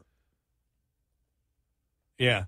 You know, what they do, but this is it. They create this false sense of this or image of this person, of who they are. That was all media create. I'm not saying Lizzo wasn't a part of that. She embraced it completely. Mm-hmm. But the left was, and the left media was putting that whole thing together. And then she apparently asked some of her dancers to lose a little weight. All of a sudden, she's guilty of what the left is pointing to everybody else who is criticizing her for wearing skimpy outfits on stage of doing, the fat-shaming thing. It's not that, you shouldn't fat shame. Mm-hmm. It's the fact that you must admit that right. Yeah. You have to embrace it. That she is gorgeous. Right. And so that's where it got to that point. So the fact that the accusation that she was fat shaming her dancers is just, I'm sorry. There is a tremendous ironic humor in that. Well, I've always said, and I might be the only one that has ever said it, that beauty is in the eye of the liar. Well, look, as I've said many times before, I lived on the beach for 3 years in the 80s, mm-hmm. and across the board, you had a house. To be clear, you spent a lot of time on the beach, right? Exactly. Yeah. Well, I mean, my house. You had shelter. You did. Yeah, I had shelter, but my house was really on the beach. So, and this is a generalized statement. I know that Seinfeld said roughly 12% of the population is dateable. That's a high number. That's what came out. I was advocating in the 80s, even as a much younger man living on the beach, that people were at that time talking about women need to go topless on the beach, and I was advocating no, men need to put tops on. We are not an attractive species, and I will include myself in that. Now, that being said, for the sake of humor, I don't care. You are what you are, but what goes along in the left with that, for example, Lizzo is gorgeous, is the fact that they're trying to hide the fact of the health problems that come with being so big. And if you bring it up, then that in itself is fat shaming, and that's not fat shaming. No. Anybody who is as large as she is will have health problems. The human body was not made to be that big. No. That's just the reality of it. As for aesthetics, as you said, beauty is in the eye of the liar. I like that. Right. But the entire thing of the whole, if you didn't agree that she was gorgeous, you were fat shaming, and now that's what she's being accused of, is some pretty decent ironic humor. Well, the left, you can't ever win with the left because there is no appeasing children. And, if you say, wow, this woman or person is beautiful, how dare you judge her based on her looks? And then with Lizzo, how dare you not judge her based on her looks? No, that's a great point. I mean, it's insane. Who was it? I forget who it was that said it. Oh, Steve Martin. When who was it? What's her name from Star Wars? Carrie Fisher? Oh, Carrie Fisher, yeah. When she passed away. And Steve Martin, I think, made the comment, oh, yeah, the first time I met her and how gorgeous, and he was eviscerated on social media. Yeah, I remember that. How dare you judge her based on her looks? And then if you post something like, I really like Lizzo's music, and leave it there, how dare you not judge her based on her looks? And it really is, it's childlike behavior. It is, and not the good kind of childlike behavior. The left are a bunch of children. And, there's the, right there, Daily Beast, right there, that sums it up. Well, She's not as progressive as we wanted her to be. What the hell does that mean? I like because he talks about the Daily Beast headline, Lizzo was never as progressive as we wanted her to be. Okay. And then he goes through talking about, what they wrote. The truth is, albums like Special, Lizzo's most recent project released last year, are not at all progressive, at least no more than saying, yes, Queen, or dressing up as Ruth Bader Ginsburg for Halloween. In fact, there's often a neutrality and safeness to them that is at best politically agnostic and at worst regressive. Boy, you and I are a little bit different with music. That guitar lick was really good, and the lyrics, I could relate to them. Yeah. Lizzo's work can be described as progressive core. Music that treats progressivism less as a set of values and more like a mood board, an aesthetic you can wear like a flower crown at Coachella. Many of the songs on Special evoke a disco pop of the late 70s, music created and championed by the queer black vanguard. It's a social culture that was celebrated for being lush, extravagant, and most importantly, radical. However, in true progressive core fashion, Lizzo not only refuses to add a contemporary bent to this sound, but she often constricts it. Songs like Everybody's Gay take all the sounds of liberation, from the strings to the four on the floor drums with the Nile Rodgers indebted funk, and flattens them, mixing and mastering them within an inch of their life as to be legible on Z100. I mean, my God. And he just writes, Nolte goes, I'm not fluid in woke-tard, so things like progressive core go over my head. Yeah, it's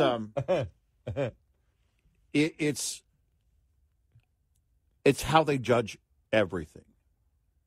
You've got to be on board if you don't, and think about this. Lizzo, for some reason, whatever reason, I've never heard any of her music, but some of her latest music isn't progressive enough. I mean, think about where we've gone from. She was a poster child, and then all of a sudden, wow. Yeah. Somebody's been watching Fox News because she didn't, I don't know, carry the liberal banner in her music. I just love where he puts the Daily Beast writer, the Nile Rodgers indebted funk. Oh. A guy I know, Nile Rodgers produced his album. Mm-hmm. Gordon Depp and the Spoons from Canada. In fact, Gordon is he plays with his own band, the Spoons, but he also plays with Flock of Seagulls. He's a guitarist for Flock of Seagulls. Right. Great guy. Arias and Symphonies, I think, is one of the best. He was really big in Canada, big in Europe, not big in the States. I think it was the best album that came out of the 80s. I don't think Rodgers did that album, but he did the next album for him. So I gotta find out what Gordon thinks about Nile Rodgers' indebted funk. Yeah. I mean, what does that even mean? I don't know. I know. I don't know. I don't know. And I'm thinking, whenever I hear that there was a Christmas movie with James Garner, and they were getting to talk about music, and I think he was listening to Ella James, and he was talking to this other woman about, music, and she's doing all this technical stuff. And she goes, well, why do you like what you like? He goes, it sounds good. And that's really me. I mean, who gets into all this technical crap? Well, the left, they're going to judge you on everything. To the point of absurdity. That's why I had to laugh. The Nile Rodgers indebted funk. I don't even know what that means. Yeah, I don't know. You had to have, you felt, I don't know, you owed him that, or you had to have funk to pass the progressive core. You borrowed it from him, therefore you owe that part of your. And I don't know.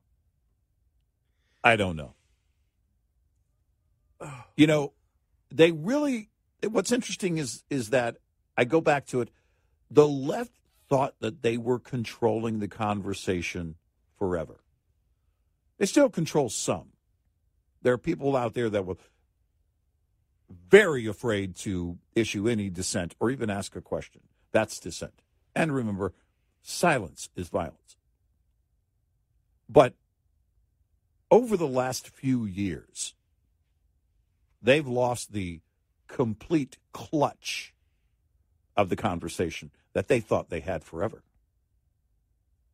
Social media, all of it, changing terminology and the mob mentality of forcing people into a corner to the extent that one of their own poster children that they champion for is now, ew. Yeah.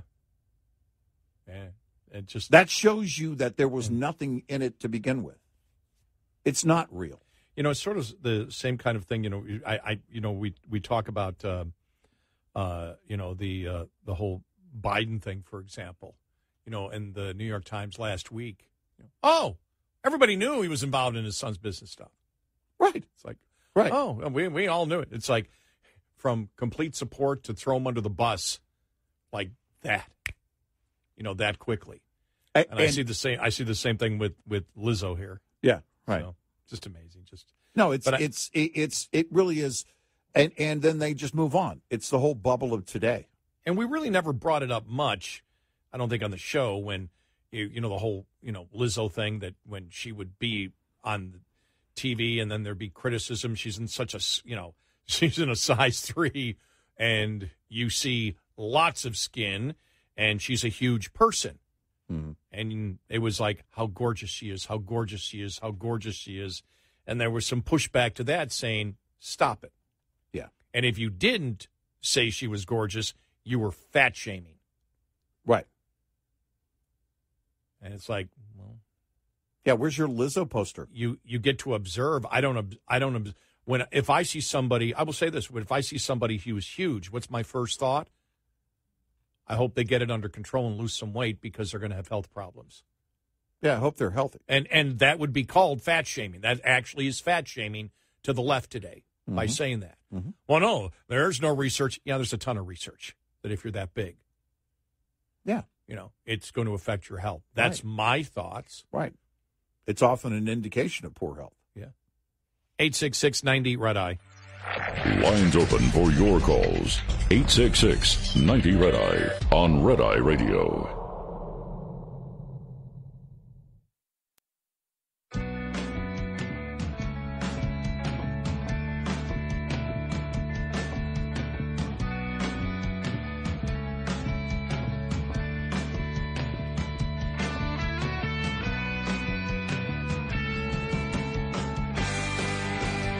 It's Red Eye Radio. He's Eric Harley, and I'm Gary McNamara. Well, both Massachusetts and New York are crying, help, please, because of the migrant situation. And by the way, the New York Post had a story. They said it's an exclusive. It came up on my app. I'm trying to find it on their website, but they posted it just before the show went on the air. And they say that a Biden administration representative is going to go talk with Mayor Adams on the whole, migrant cost of $12 billion or wherever it is now in New York. And you made the point, well, why not just use a phone call because you can say no over the phone. But this is political grandstanding. Well, we're going to do something about it. You're not going to change anything. You know, there isn't. I don't know what the administration thinks they can do administratively without Congress in terms of any help for them. I don't know. They can, I guess they can move some money around. I don't know. We'll wait and see if there's any executive move coming from Biden on this for New York and other areas. But it's not going to change because the border's not secure.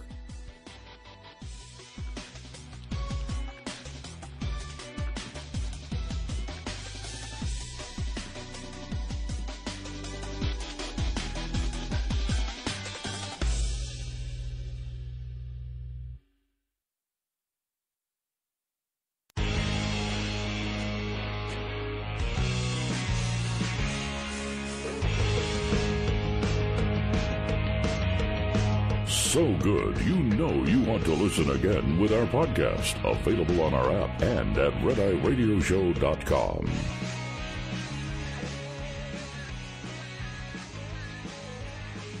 Hey, it's Red Eye Radio. He's Eric Carly. I'm Gary McNamara. Download our app today, our Red Eye Radio app. Listen when and where you want. And thank you. Yeah. So Massachusetts Lieutenant Governor Kim Driscoll asked state residents yesterday to open up their doors and assist housing migrants after the governor, Maura Healey, declared a state of emergency as the state is faced with a vast shortage of shelters. Mm-hmm. Most importantly, if you have an extra room or suite in your home, please consider hosting a family. Housing and shelter is our most pressing need, and become a sponsor family. Mm-hmm. You saw the governor of Massachusetts say it's a state of emergency. Yeah. You have New York now saying it's going to cost at least $12 billion, which is 3 times the original estimate. Yeah. For the migrants coming in. And I said what I said to you, because you had mentioned it, because I had said, well, Biden's sending a representative to talk to the mayor of New York City, Mayor Adams. It's like, well, they don't need to send anybody. That's show. Okay, we're here to do something. How are you going to help them out? Is Congress going to, are the Republicans in Congress going to say, yes, allocate $12 billion to New York City to take care of the migrants? No. And are they going to do it knowing that the president plans on keeping the border open? No. By the way, just want to remind people that the cost of the wall was estimated at the time it was being asked for to be about $25 billion. Mm-hmm. So New York City alone is up to half of that. I mean, there is no hope that the border is going to be secure at least over the next few years. There's not going to be some reversal by the Biden administration. Oh, wait, we were wrong. That's not going to happen. So why in the world would you try and throw money at it? And as you see, everything has been dropped from the left, every argument they were trying to make. Remember? Now, see, we live in the bubble of today. Well, so many do. We don't, and our listeners don't live in the bubble of today. But remember, very recently, we're going to charge DeSantis with kidnapping and Abbott with kidnapping. You don't hear that much anymore, do you? Yeah. No, we signed them. We basically said, here's your agreement. Do you wish to go? Yes, we wish to go. One of the best moves to make Democrats understand what border cities have been going through for decades. Yeah. This has been going on for a long time, and Del Rio isn't anywhere close to New York City in terms of its size and capacity. No, not even close. And if they hadn't done this, there would be nobody. In fact, still, the administration really doesn't really recognize that there's a problem in New York City or anywhere in the country. They just don't bring that up either. They don't bring anything up. Here's a question for you. After Biden walked away from Pete Ducey yesterday and everything is going on, is he ever going to do, well, he did the Weather Channel. Who's next? ESPN? ESPN 2. Maybe ESPN 2, I like that. Next March. Yeah. Get ready for the Biden bracket. Yeah, right. Remember the Obama bracket? We'll do the Biden weather bracket. Remember how big it was, the brackets? Obama's doing his bracket. He put out his bracket. Obama has put out his bracket. Every time I heard that, I thought he was building shelves. And so, how can Biden do any type of interview unless it's got to be guaranteed to be fluff? Oh, now the one thing we did get, I'll find the audio cut here in a little bit. You gave it to me, the audio cut from the Weather Channel interview where he said, if it was up to me, I would have shut down drilling on the East Coast, the West Coast, and the Gulf. It'd all be gone, but the courts wouldn't let me do it. Right. I'm still trying. We're still trying to push it through. Yep. Oh, thanks for being clear about that. Yeah. You know what I thought, too? When he said that? His staff had to be going, shut up. Yeah, stop talking. Why? That's perfect fodder for next year. For the election. Yeah. Trying to shut it all down. Yep, trying to shut it all down. If he had his way, he would shut it all down. For those who would step in and go, he never said he would shut it all down. He's just talking about, nope, here it is. His own words. And we know what he wants by 2035, all renewable energy, which does not include, I know they said it included back then, but shutting down our competitive, uranium resources here in the United States means we have to be dependent, again, on foreign countries to provide us if we're going to go nuke, but nobody wants nuke in their backyard. Nope. And lithium even. I mean, and lithium. They want to shut down lithium. Manufacturing, he wants to shut down. Yeah. And energy production, anything related to energy production, even the stuff related to the mandates that liberals are putting in place at state levels and at federal levels. His own administration. They don't care. We're not taking anything from the ground, Jack. You see when we look at credit card debt higher than ever before, when you see the number of people, the story yesterday, the alarming rate of people emptying their 401ks. Yeah. Right now. I mean, it's not a good situation, but can the president do any type of interview that isn't a softball fluff interview? No. He can't answer any questions. And when he turned around and walked away from Pete Ducey yesterday, I'm like, wow. Yeah. He can't do it. I don't know what Karine Jean-Pierre is going to do when she's back at the White House. I know she was doing some television interviews where she still got blasted because they can't answer any questions at all. No.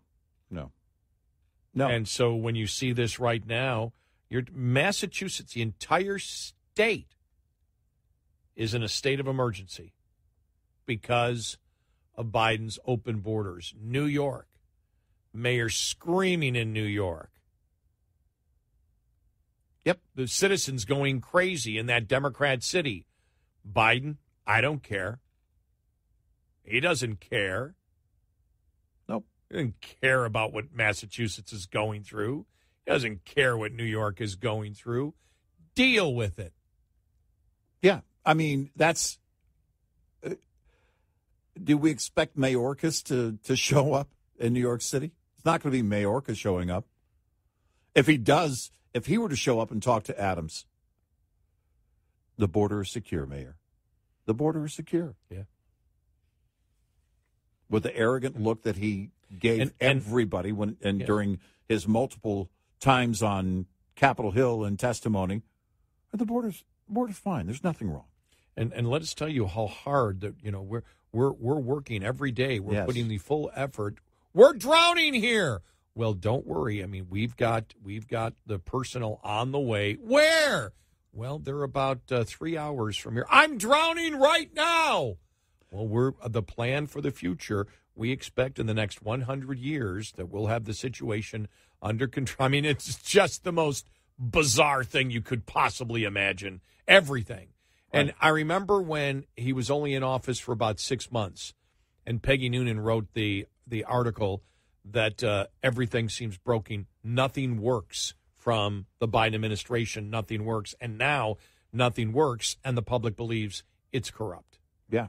That's the problem. Nothing works. And one of the reasons is I think people are now starting to realize independence. Look, and Democrats know it. They're not stupid. But the difference between this and other administrations is this administration, Joe Biden's administration, caused the problems.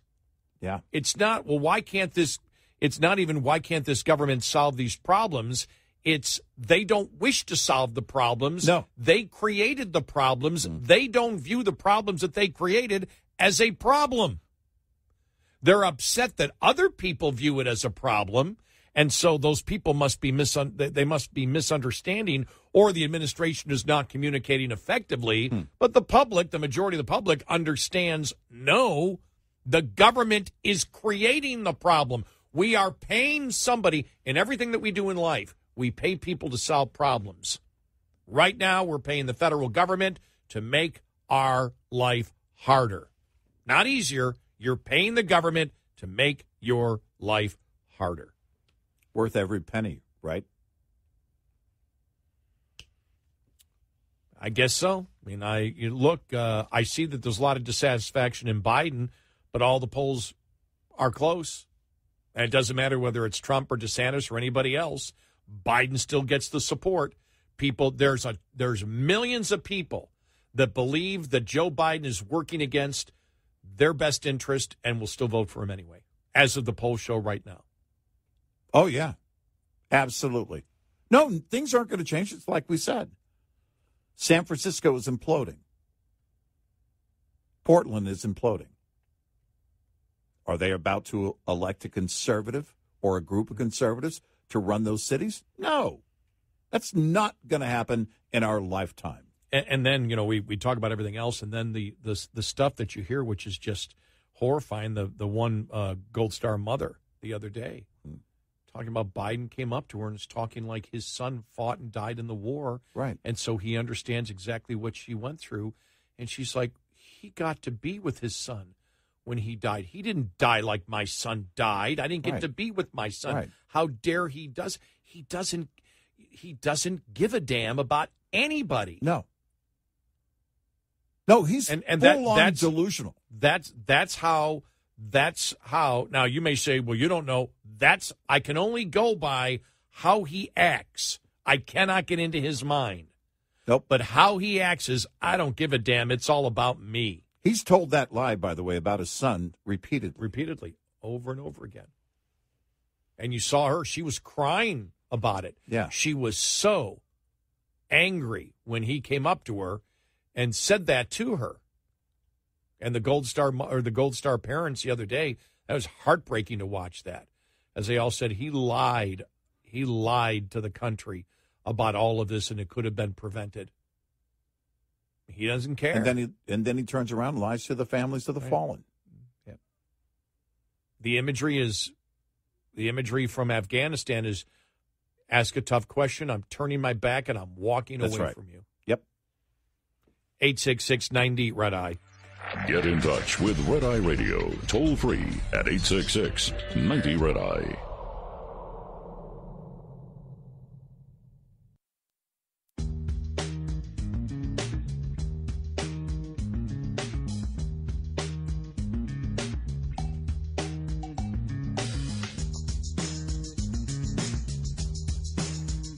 It's Red Eye Radio. He is Eric Hurley, and I'm Gary McNamara. And you also saw, I've got to find the audio cut the other day. I think it was from a council person in D.C. where they were talking about the National Guard, wanting the National Guard in because crime is so problematic. I got to find the audio from the other day because you would have thought it was a conservative Republican talking. Yeah, right. I mean, it's like all these things that we talk about, every single problem that we face today, every major problem that we face today is because government caused it. Yep. And we knew what the conclusion was. We told you what the conclusion was. And as we always say, if the two idiots overnight can figure it out, it's not that hard. But it's what the public voted for and what the public may still continue to vote for. Yeah, and that's it. We're here by choice. Everything right now that is in play is by choice. All of it. Yeah, here it is. I have a very quick. It's very quick. Here, very quick. Here we go. I have spoken with the D.C. National Guard. And while I have to have more conversations with the chief of police, which I have today, and the mayor and my colleagues, we have a long way to get there. We just know that police alone is not getting it done. That we need the National Guard. And this is written here after the D.C. Council spent years pushing pro-criminal, anti-police policies. Democratic D.C. Councilman Trayon White calls on the National Guard to help address the violent crime in the nation's capital. So they need more police. Yeah. Not just police, soldiers. Wow. Nobody's asking for social workers, so in Washington. I haven't heard that they are.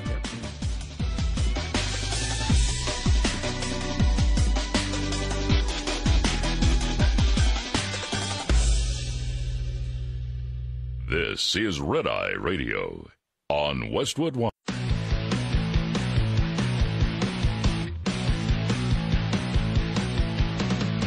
Now, it's Red Eye Radio. Gary McNamara and Eric Harley talk about everything from politics to social issues and news of the day.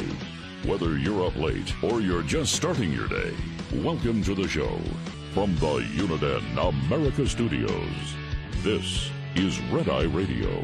All across America and around the planet, we are Red Eye Radio. He is Eric Harley, and I'm Gary McNamara. Good morning.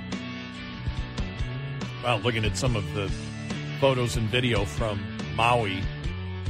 Oh, man, that's just horrible. It just looks like something from a horror movie. Yeah, the wildfires they've had there. Yeah. And they had was it Hurricane Dora? Right.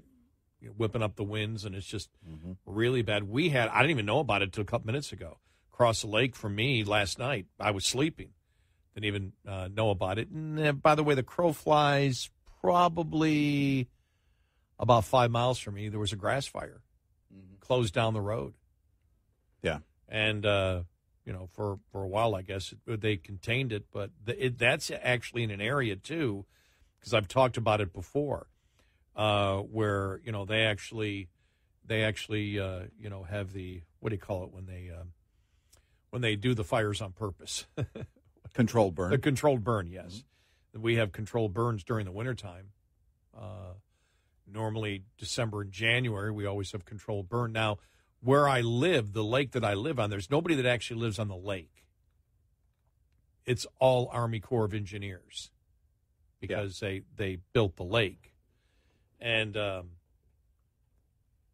so I think even the state park that's there, that everything, whether it's a state park or a local park, any of the local parks that are right there on the lake, are all leased from the Army Corps of Engineers. Yeah, everything is leased. So, but they are always in there all the time. And still, there was a grass fire, and you worry about it because there's a lot of the Texas grass, and yesterday was the worst kind of conditions you could possibly have here because we had winds that were 25 miles an hour, and it was 107, 108, and we haven't had rain probably in 3 weeks. Yeah. Significant rain, 3.5 weeks maybe. Yeah. And so, and you look into the forecast, I mean, every single day for the next 2 weeks, it's over 100 still. So it's a little hot. Yeah, it is. A little uncomfortable. And you do worry about the grass fires and the wildfires here, especially with the wind whipping it up. Normally it's in more rural areas, but the ability, we have a lot of suburban areas that are surrounded by fields. And woods and things like that. Sure.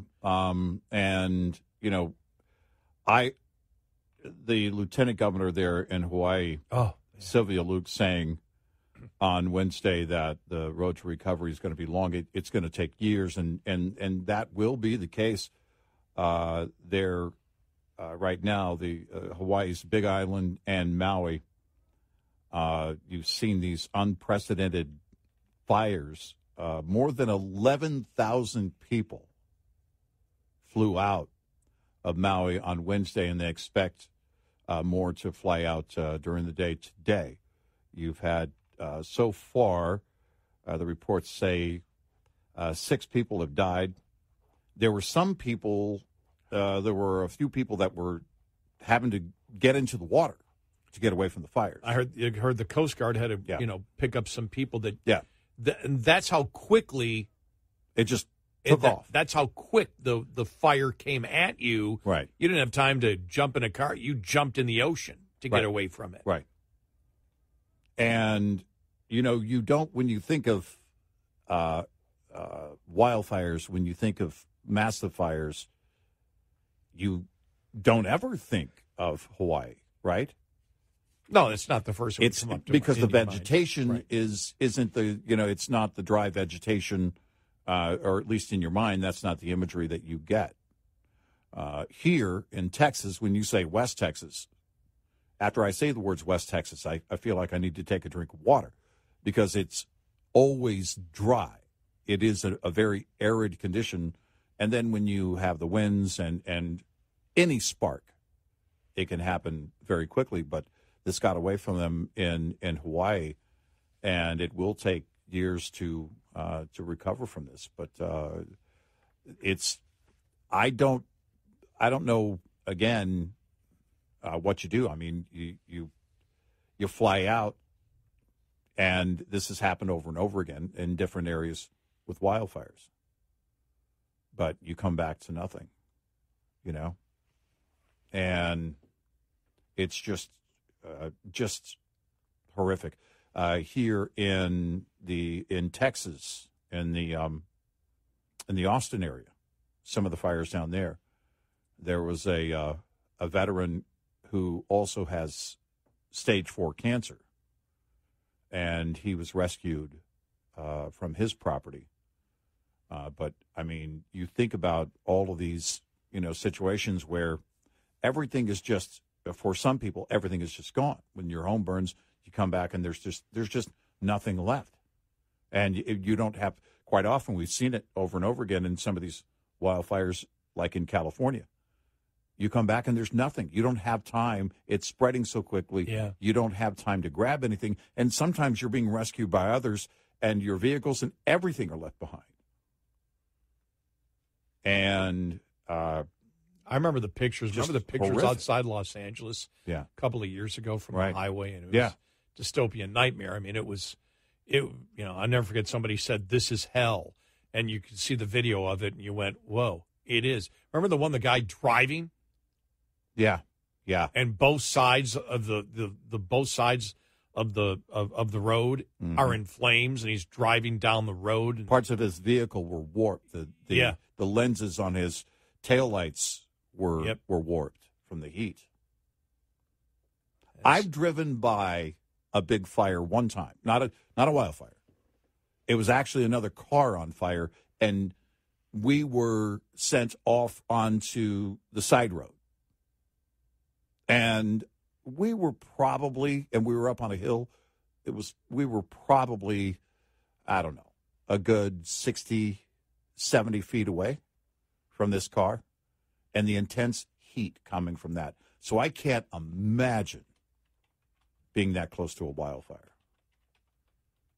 And some of the images you see coming out of Hawaii They look a lot like those horrific images you see out of California, where everything is just the sky is just dark with thick smoke. You know, this from Hawaii News Now, because you've seen that kill 6. They're saying 36 people confirmed. That just came across just a few minutes ago. Yeah. In fact, they're saying that the total is now in Maui County is now 36, the death toll.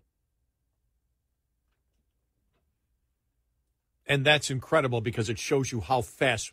The only way that number of people dies is because it's moving that quickly, where you can't get out of the way. You have no escape. Well, out. And when you're, if you're on the mainland, that there might be various routes you can take. You're often roads are shut off, and you only have one escape route. In the case of an island, you're limited to the extent that people are jumping into the water to escape these flames. And or how horrifying. I mean, the only option is to get out of the way, as over 11,000 people did yesterday, by getting on a plane. And those flights will continue to be full today and probably in the coming days, until as many people as they can get out are able to get off that island. It's Maui and the Big Island, both affected. Just amazing to think, just mind-boggling to think about. Yeah, I've except for a few that we've had here in North Texas, and I don't mean west of us, because west of us, at times, there have been some major grass fires. Yeah, over the years, but I've never been in a wildfire. I've never seen a wildfire. I've seen the controlled burns that we have around us, and I know there was a grass fire near us. But and there's been a couple of small flare-ups in the last couple of weeks where, an acre would burn, and then they'd get it under control. Yeah, but, right. When you have the, they talk about winds of 70 miles an hour. Even though Hurricane Dora was south of Hawaii by more than 500 miles, there's still 70-mile-an-hour winds just dries up everything really quick. And so that's the one thing that, I'm hoping for us here is there really is no rain in the forecast at all, and we haven't had any rain. And when the dry wind kicks up, man, it doesn't take much at all. But, man, I'm looking here. Just some of the video from Maui, and it's just absolutely horrifying. Yeah. My gosh, I'm seeing I'm seeing a wide, look how big that is. Wow. Yeah. The funny thing is, it's almost like, in my mind, it's like, well, there must be lava. That's the first thing you think of. That's what it looks like. I mean, it looks like it's almost a lava line coming at you. Right. Yeah. Looking at it right now. Yeah. Wow. Unbelievable. But keeping everybody in our prayers and thoughts and just horrible. Yeah. Horrible there. So yeah, it is. All right. Coming up here on the show, we'll tell you about the Wisconsin socialist, former Democratic lawmaker, and what he has to say about cops. It's really interesting. More on the migrant situation. And look at this. Bernie Sanders funneled $200,000 in campaign cash to wife and stepson's nonprofit institute, which appears to do very little work. And the only reason we're bringing this up is because we know Bernie's concern about greed. Yeah. Yeah, that's... Look, I'm sure it was legitimate, right? Yes. Because Bernie would never do that. The senator's wife and stepson co-established the Sanders Institute in 2017 to act as a think tank to promote progressive voices. Mm-hmm. But apparently, according to Fox, they do very little work. So we need to monitor where that money goes to ensure that, Sanders' stepson and wife aren't taking advantage of him like Hunter is of Joe. Yeah, because that would be bad. Yeah. It seems to be it could be, I guess, a developing pattern of these great leaders being taken advantage of by family members. And he did it because he loves his stepson. Right. He gave him the money because he loved his stepson. He's just a loving stepdad. That's It's all done. out of love. Wow, there's a bit in there somewhere. all Democratic corruption is based on love. Love is love. That's right. Sometimes it's money, but it's also love. Influence peddling is love. That's right. Money is love. That's right. Bribery is love. That's right. Money laundering is love. Mm-hmm. Oh, God. 866-90-RED-EYE. Hi, I'm Jen Loomis, a transport safety expert at J.J. Keller, and I'm here to share a tip on speed and space management. When driving, you need to manage the space around your vehicle so that there's enough space to allow you to adjust when traffic conditions change. The space ahead of your vehicle is the most important and one of the easiest to monitor and adjust as needed. One rule of thumb is to allow at least 1 second for each 10 feet of vehicle length at speeds below 40 miles per hour. At greater speeds, add an additional second. It's impossible to keep other drivers from tailgating you, but there are some things you can do to make it safer, such as increasing your following distance, avoiding quick lane changes, and slowing down. There are also several things you should do to ensure that there is plenty of space between the side of your vehicle and other vehicles. Don't hug the center line, avoid hugging the right side of the road, and avoid traveling alongside other vehicles in strong winds, especially crosswinds. This tip was brought to you by J.J. Keller and Associates. Visit us at jjkeller.com. We'll be right back with more Red Eye Radio with Eric Harley and Gary McNamara.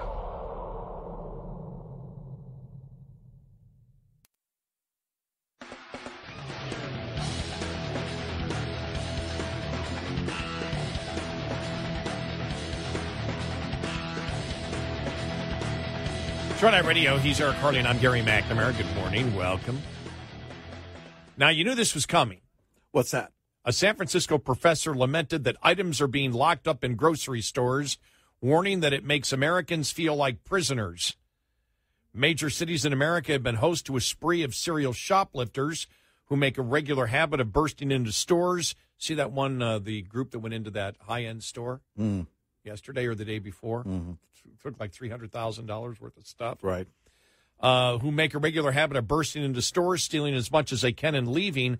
Now a growing list of items such as shampoo, toothpaste, deodorant, and razor blades have to be locked up in order to prevent theft. In San Francisco, one video showed the glass doors of a frozen food section in a Walgreens chained shut after workers complained that the store gets robbed nearly 20 times a day.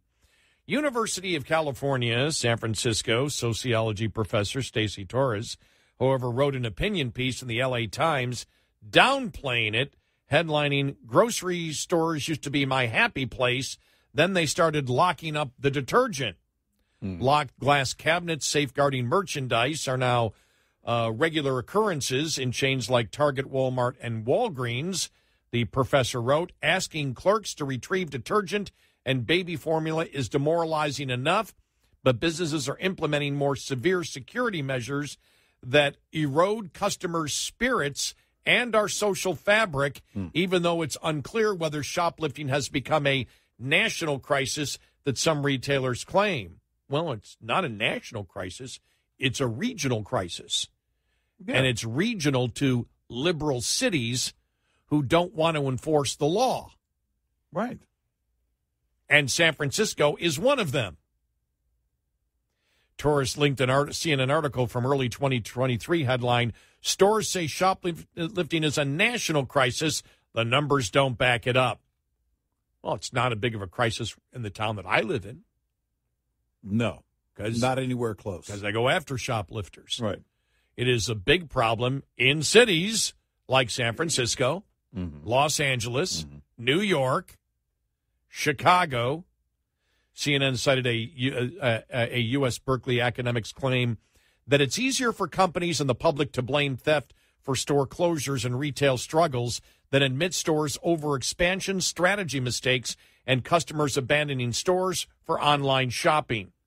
I don't know. I think retailers admit when those things are going on. Mm-hmm. Torres went on to argue that a grocery run shouldn't feel like visiting a prison, and that's the vibe shoppers get from the extreme anti-theft measures at a Safeway in Oakland's Rock Ridge neighborhood, and customers pay a psychological cost. Well, blame the politicians, not the store's fault. She said grocery stores should not strip our dignity by increasing security, and claimed that rather than providing a feeling of safety, stores risk molding us into more anxious, suspicious people as shoppers face disproportionate dehumanization. Oh, I see. After arguing if it's unclear if beefed up security measures are actually helping to solve these problems, well, they are. You can't get to the product, you can't steal it. Well, if the stores are losing money, they won't be there at all. Oh, right. And, of course, we get to, without addressing the socioeconomic conditions such as inflation, poverty, and opportunity, what they're saying is, and we know the organized rings, that the organized rings would not exist if there were more welfare. Ah, okay. Yeah, right. So these are people just trying to feed their family. Yes. Right. Just trying to get by.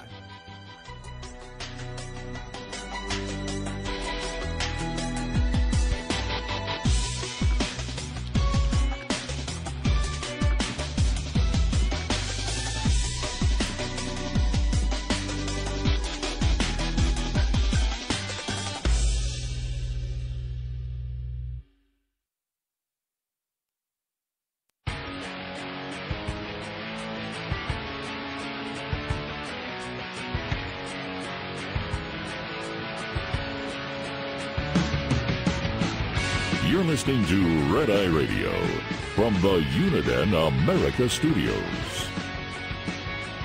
It's Red Eye Radio. He's Eric Carly, and I'm Gary McNamara. I love how the left just recycles the same old lie. Representative Cori Bush, as we know, from the Squad, said today is the 9th anniversary of Michael Brown's killing. He would be alive today if the institutions of racism and white supremacy were eradicated. He should be alive today. We will never forget. We will continue to fight for justice and accountability. Now, of course, she was blasted on social media for it, but she is still, 9 years later, perpetuating the lie of Michael Brown as a victim. When he was the perpetrator. This is, again, understanding what, and this is why we have said, Republicans need to, and conservatives need to repeat the truth over and over and over and over again, because this is an example of the long game the Democrats will play. They will lie over and over and over again. And then when people catch on to the lie, they'll drop it for a while, and then they'll come and they'll repeat the same lie over and over and over again. And this is a perfect example. Yeah, and you can correct them all day. The facts can be the facts. They can be demonstrated over and over, the facts. Can be demonstrated right in front of them, but the lie worked for them. And they know that a lot of people still believe the lie, so they keep spreading it. They keep repeating it. Michael Brown is dead for one reason and one reason only. His behavior, his actions. That's it. Yep. He was the perpetrator. He was not a victim. Right. And that's what you're dealing with on the left, and everybody knows it. It's so well known. But remember, this is where, and we have talked about, the catalyst for the creation of Hate the Cop came from President Obama. Yes. That's where it was solidified. That's where it was solidified. Endorsed, and they put a seal on it once and for all. And the perfect example was the Massachusetts. Remember the beer summit? Yep. Yeah. Where he said the cop acted stupidly and he didn't know it was even it happened at that point, and he blamed the cops. Yeah. The Professor Gates. Incident. Gates. Yep. Right. And then the same with the Michael Brown situation. Mm-hmm.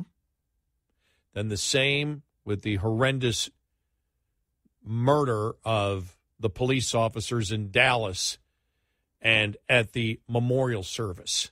Right. And you and I have always stated that that's where it gained hold in this country. The hate the police came directly from President Obama. Yep. And we bring up those instances so people don't think, oh, you guys are just bringing up rhetoric. No.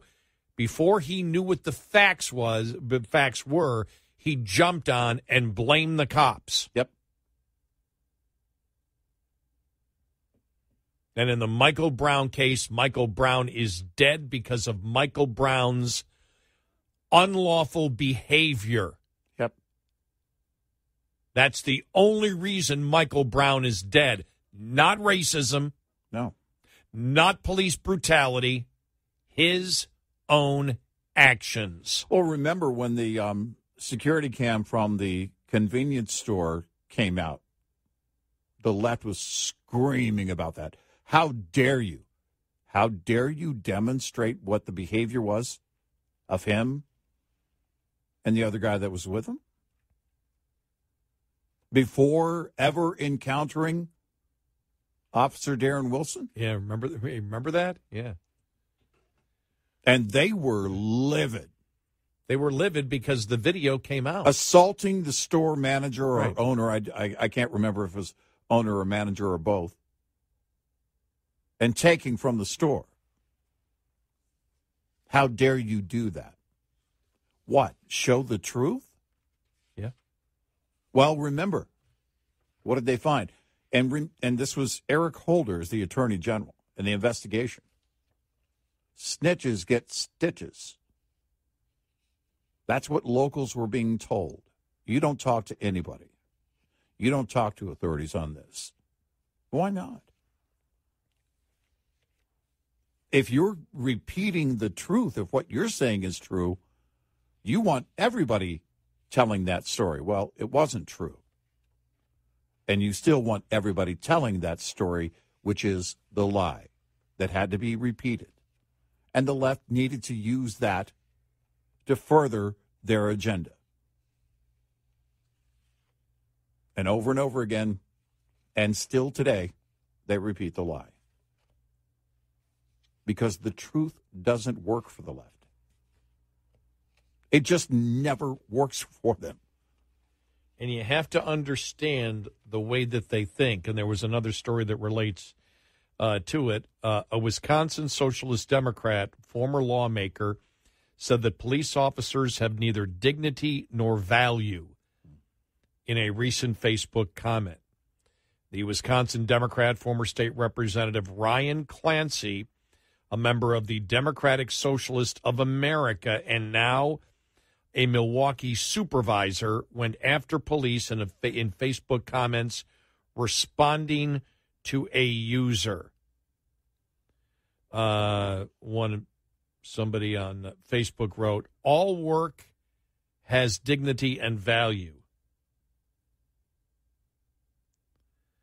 Let me see here. And he said, "Not cops, though." And the response was, "So for the record, you just state a police officer's job has no value or dignity?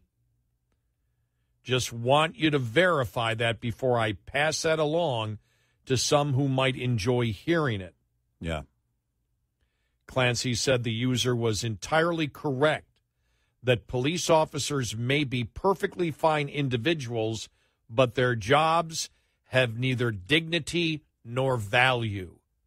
And I think this is very important because this relates to the whole Colin Kaepernick thing, too. Yeah. Which Colin Kaepernick now admits, It's got to be a Marxist society that we live in, because that's the only way that you get true equality. Mm-hmm. And as we stated way back then with Colin Kaepernick, and we had people disagree with us, and again, it was obvious to see where he was going. If you just did a little bit of research, he was promoting Marxism, which is tearing down, American institutions as being corrupt and evil. It's what happened with Black Lives Matter. All police departments are systemically racist. Yeah. Which is a lie. Right. But that's what Black Lives Matter, and now we know the reputation of Black Lives Matter, don't we? Oh, we're in it for ourselves. Mm-hmm. Talk about greed. Now we've got greed again. Mm-hmm. As we mentioned Bernie Sanders before. And here it is here. The job of a police officer has no dignity or value to it. I think most people would disagree with this. Understand how radical the left is. Understand how radical Cori Bush is. Understand how radical this Milwaukee supervisor is. Yeah. It's so important to understand, and how that the cop hating became mainstream of the Democratic Party until it did not fulfill their agenda anymore, because their constituents are getting upset.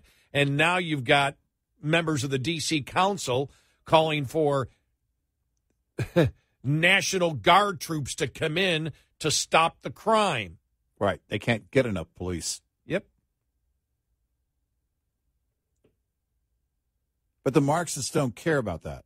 No, they don't. Because they don't want law and order. And so, like I said, understand what's behind it. Understand that tearing down American institutions and tearing down those institutions that protect us. And we're no fools, as I said the other day. I love great cops. I hate bad cops. Mm-hmm. And I can basically say that across the board. I hate bad people. I don't hate anybody. I dislike bad people. I like good people. It's that simple. Yep. But the institutions themselves and what they stand for and what their mission is what the left is attacking. I'll attack individuals that don't live up to the mission statement of institutions in the United States, in necessary institutions in the United States, but the institution itself and their mission is what I believe is the greatness of American institutions. On the left and in the Democratic Party, they view it as horrendous. Well, it's, we've demonstrated this morning very clearly what the left believes. The law and order is not going to be tolerated. Think about this. We'll go after the retailers when they're trying to protect their assets. How dare you treat us like that? By the way, you can vote with your dollar. You don't have to shop there. But if you're going to blame somebody, you're going to blame the criminals if you're going to be honest about it. We can't do that, though. Nope. They're just, if we would just give them more handouts, they wouldn't be doing this. That's garbage. Yeah, if there were more social services and welfare, then crime wouldn't happen. Right. Yeah. That's completely incorrect. That is garbage. But that's what you do when you can't look at a situation squarely for what it is. These are organized criminals. They know exactly what they're doing, and they're getting away with it because we choose to let them. The cities aren't doing anything about it but crying. And retailers, if they can't make a profit, they're gone. And so are the jobs. And for that professor that said there's a lack of dignity by locking things up, well, think about dignity when there's no stores. Right. And what are you going to have? Place for what are you going to have? Go. What are you going to have? When they're losing money, what do you think's going to happen? Tell them what they do to protect their assets. Yeah. Tell them what they do. Or do you believe that people should just be able to get away with it? Do you believe that?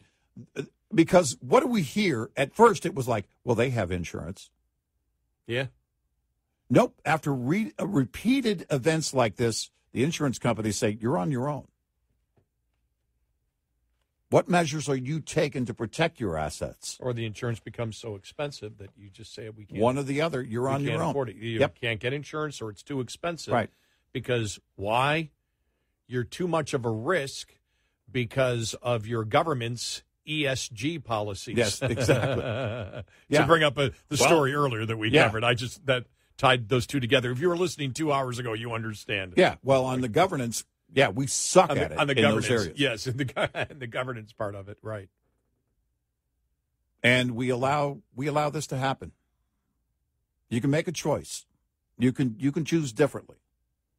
Will they do that in San Francisco or Portland? Nope. Not going to happen. 866-90-RED-EYE. Get in touch with Red Eye Radio, toll free at 866-90-RED-EYE.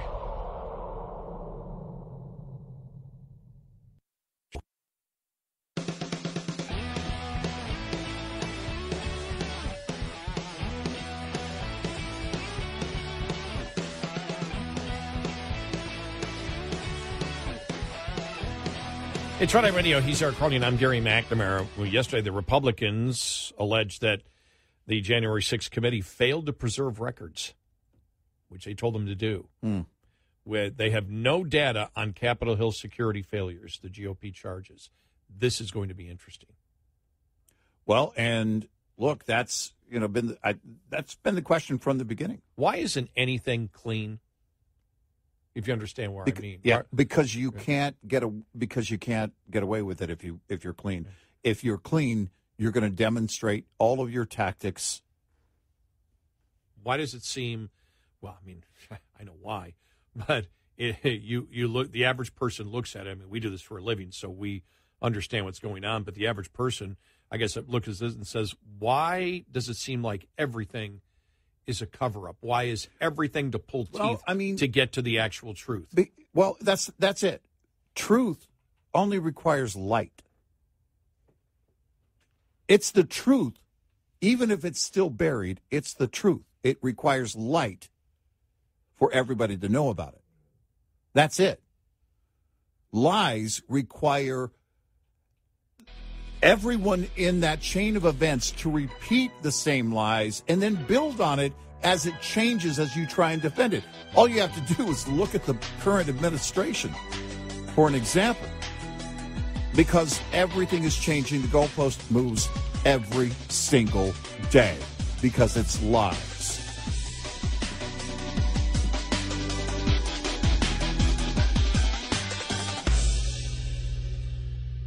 This is Red Eye Radio on Westwood One.